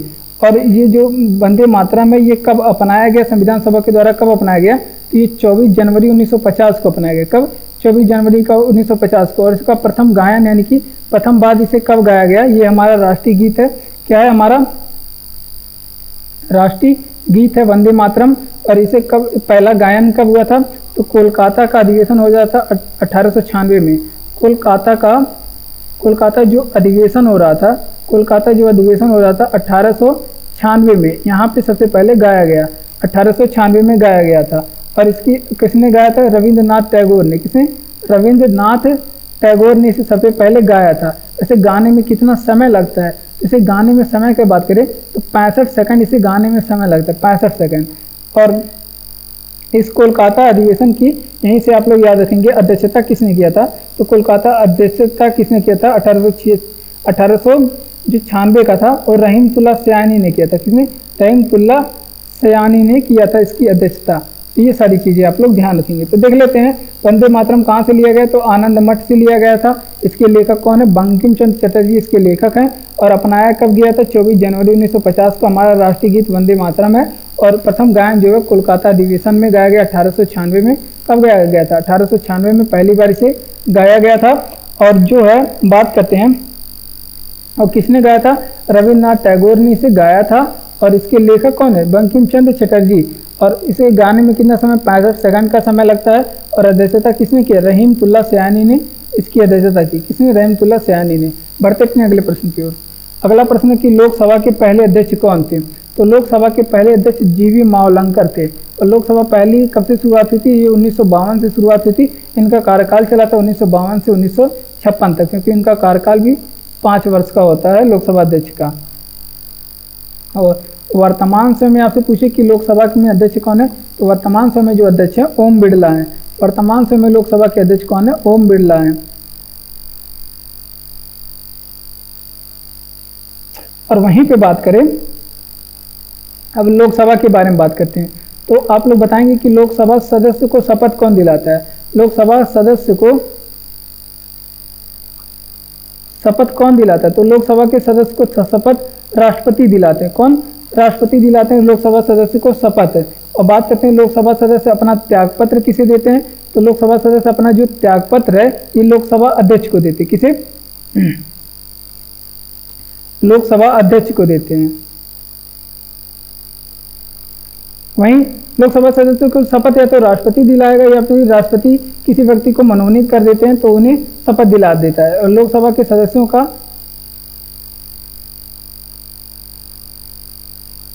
तो लोकसभा सदस्यों का कार्यकाल कितने वर्ष का होता है, तो लोकसभा का सदस्यों का कार्यकाल जो है 5 वर्ष का होता है। लोकसभा के सदस्यों का कार्यकाल कितना, 5 वर्ष का होता है। वहीं बात करें संयुक्त अधिवेशन की, संयुक्त अधिवेशन, और इसमें संयुक्त अधिवेशन में अध्यक्षता कौन करता है, तो संयुक्त अधिवेशन में अध्यक्षता कौन करता है, लोकसभा का स्पीकर करता है। संयुक्त अधिवेशन में अध्यक्षता लोकसभा का अध्यक्ष जो स्पीकर करता है। वहीं धन विधेयक के बारे में बताएंगे आप लोग, धन विधेयक की जांच कौन करता है। तो धन विधेयक की जांच के बारे में बात करें तो ये भी कौन करता है, लोकसभा का स्पीकर करता है धन विधेयक की जांच। और 21 आर्टिकल में धन विधेयक आर्टिकल नंबर 110 में है और संयुक्त अधिवेशन आर्टिकल नंबर 108 में है। और लिया कहाँ से गया है, साउथ अफ्रीका से लिया गया है। ये कहाँ से संयुक्त अधिवेशन, ऑस्ट्रेलिया से लिया गया है। और बात करते हैं लोकसभा भंग कौन करता है, लोकसभा को भंग कौन करता है। तो लोकसभा को भंग राष्ट्रपति करते हैं। और किस अनुच्छेद के तहत लोकसभा को भंग राष्ट्रपति करते हैं, तो अनुच्छेद 85 के तहत लोकसभा को भंग राष्ट्रपति करते हैं। तो ये सारी चीजें आप लोग ध्यान रखेंगे। तो देख लेते हैं लोकसभा के पहले अध्यक्ष कौन है, जीवी मावलंकर लोकसभा के पहले अध्यक्ष थे। 1952 से 1956 तक इनका कार्यकाल रहा। लोकसभा में वर्तमान स्वयं अध्यक्ष ओम बिरला है। और लोकसभा के सदस्य कौन है, शपथ कौन दिलाता है, राष्ट्रपति या फिर राष्ट्रपति के द्वारा मनोनीत कोई व्यक्ति। लोकसभा सदस्य अपने त्यागपत्र किसे देते हैं, लोकसभा अध्यक्ष को त्यागपत्र देते हैं। कार्यकाल कितने वर्ष का होता है लोकसभा के सदस्यों का और उसके अध्यक्ष का, 5 साल का। संयुक्त अधिवेशन में अध्यक्षता कौन करता है, तो लोकसभा के स्पीकर करते हैं। लोकसभा के स्पीकर आर्टिकल नंबर 108 में संयुक्त अधिवेशन लिया गया ऑस्ट्रेलिया से। धन विधेयक की जांच कौन करता है, लोकसभा का स्पीकर करते हैं। और लोकसभा के जो सदस्य भंग कौन करता है, लोकसभा भंग राष्ट्रपति करता है अनुच्छेद 85 के तहत। और एक धन विधेयक है आर्टिकल नंबर 110 में। संयुक्त राष्ट्र बाल कोष, संयुक्त राष्ट्र बाल शिक्षा कोष का मुख्यालय कहाँ पे स्थित है, तो इसका मुख्यालय न्यूयॉर्क में। संयुक्त राष्ट्र बाल, इसका स्थापना कब हुआ था, तो इसका स्थापना हुआ था 11 दिसंबर। इसकी स्थापना कब हुई थी, 11 दिसंबर 1946 को इसकी स्थापना हुई थी। और इसीलिए जो यूनिसेफ दिवस है, इसे यूनिसेफ भी कहा जाता है। क्या कहा जाता है, इसे यूनिसेफ भी कहा जाता है। और इसका जो है, इसकी जो है स्थापना कब हुई थी, इसकी स्थापना तो 11 दिसंबर 1946 को हुई थी। इसी वजह से यूनिसेफ दिवस कब मनाया जाता है, यूनिसेफ दिवस जो है ये 11 दिसंबर को दिन मनाया जाता है। कब, 11 दिसंबर के दिन मनाया जाता है। वहीं आपसे पूछे कि यूएनओ का हेडक्वार्टर कहाँ पे स्थित है, यूएनओ का हेडक्वार्टर कहाँ पे स्थित है, तो यूएनओ का जो हेडक्वार्टर स्थित है ये भी न्यूयॉर्क में स्थित है। कहाँ पे, न्यूयॉर्क में। और कहाँ पे, मैनहट्टन द्वीप पे। कहाँ पे, मैनहट्टन द्वीप न्यूयॉर्क में स्थित है। और बात करते हैं यहाँ पे यूएनडीपी का हेडक्वार्टर कहाँ पे स्थित है, यूएनडीपी का हेडक्वार्टर कहाँ पे स्थित है, तो यूएनडीपी का हेडक्वार्टर भी कहाँ पे स्थित है, न्यूयॉर्क में स्थित है। तो इन सारी चीज़ों को भी आप लोग साथ में याद रखेंगे। तो देख लेते हैं संयुक्त राष्ट्र बाल शिक्षा कोष का मुख्यालय कहाँ पे स्थित है, न्यूयॉर्क में स्थित है। इसकी स्थापना कब हुई थी, 11 दिसंबर 1946 में इसकी स्थापना हुई थी। और यूएनओ का हेडक्वार्टर कहाँ पे स्थित है, तो ये भी न्यूयॉर्क में स्थित है, मैनहट्टन द्वीप पे। और इसकी बात करते हैं, इसीलिए यूनिसेफ दिवस कब मनाते हैं, 11 दिसंबर के दिन मनाते हैं। यूएनडीपी का हेडक्वार्टर कहाँ पे स्थित है, न्यूयॉर्क में स्थित है, यूनाइटेड नेशन डेवलपमेंट प्रोग्राम। और बढ़ते अपने अगले प्रश्न की ओर। तो धन्यवाद, आज के वीडियो में बस इतना ही। अगर वीडियो आपको अच्छा लग रहा है तो वीडियो को लाइक, चैनल को सब्सक्राइब और अपने दोस्तों तक इस वीडियो को शेयर भी करें। और खुश रहें आप लोग और खूब पढ़ें।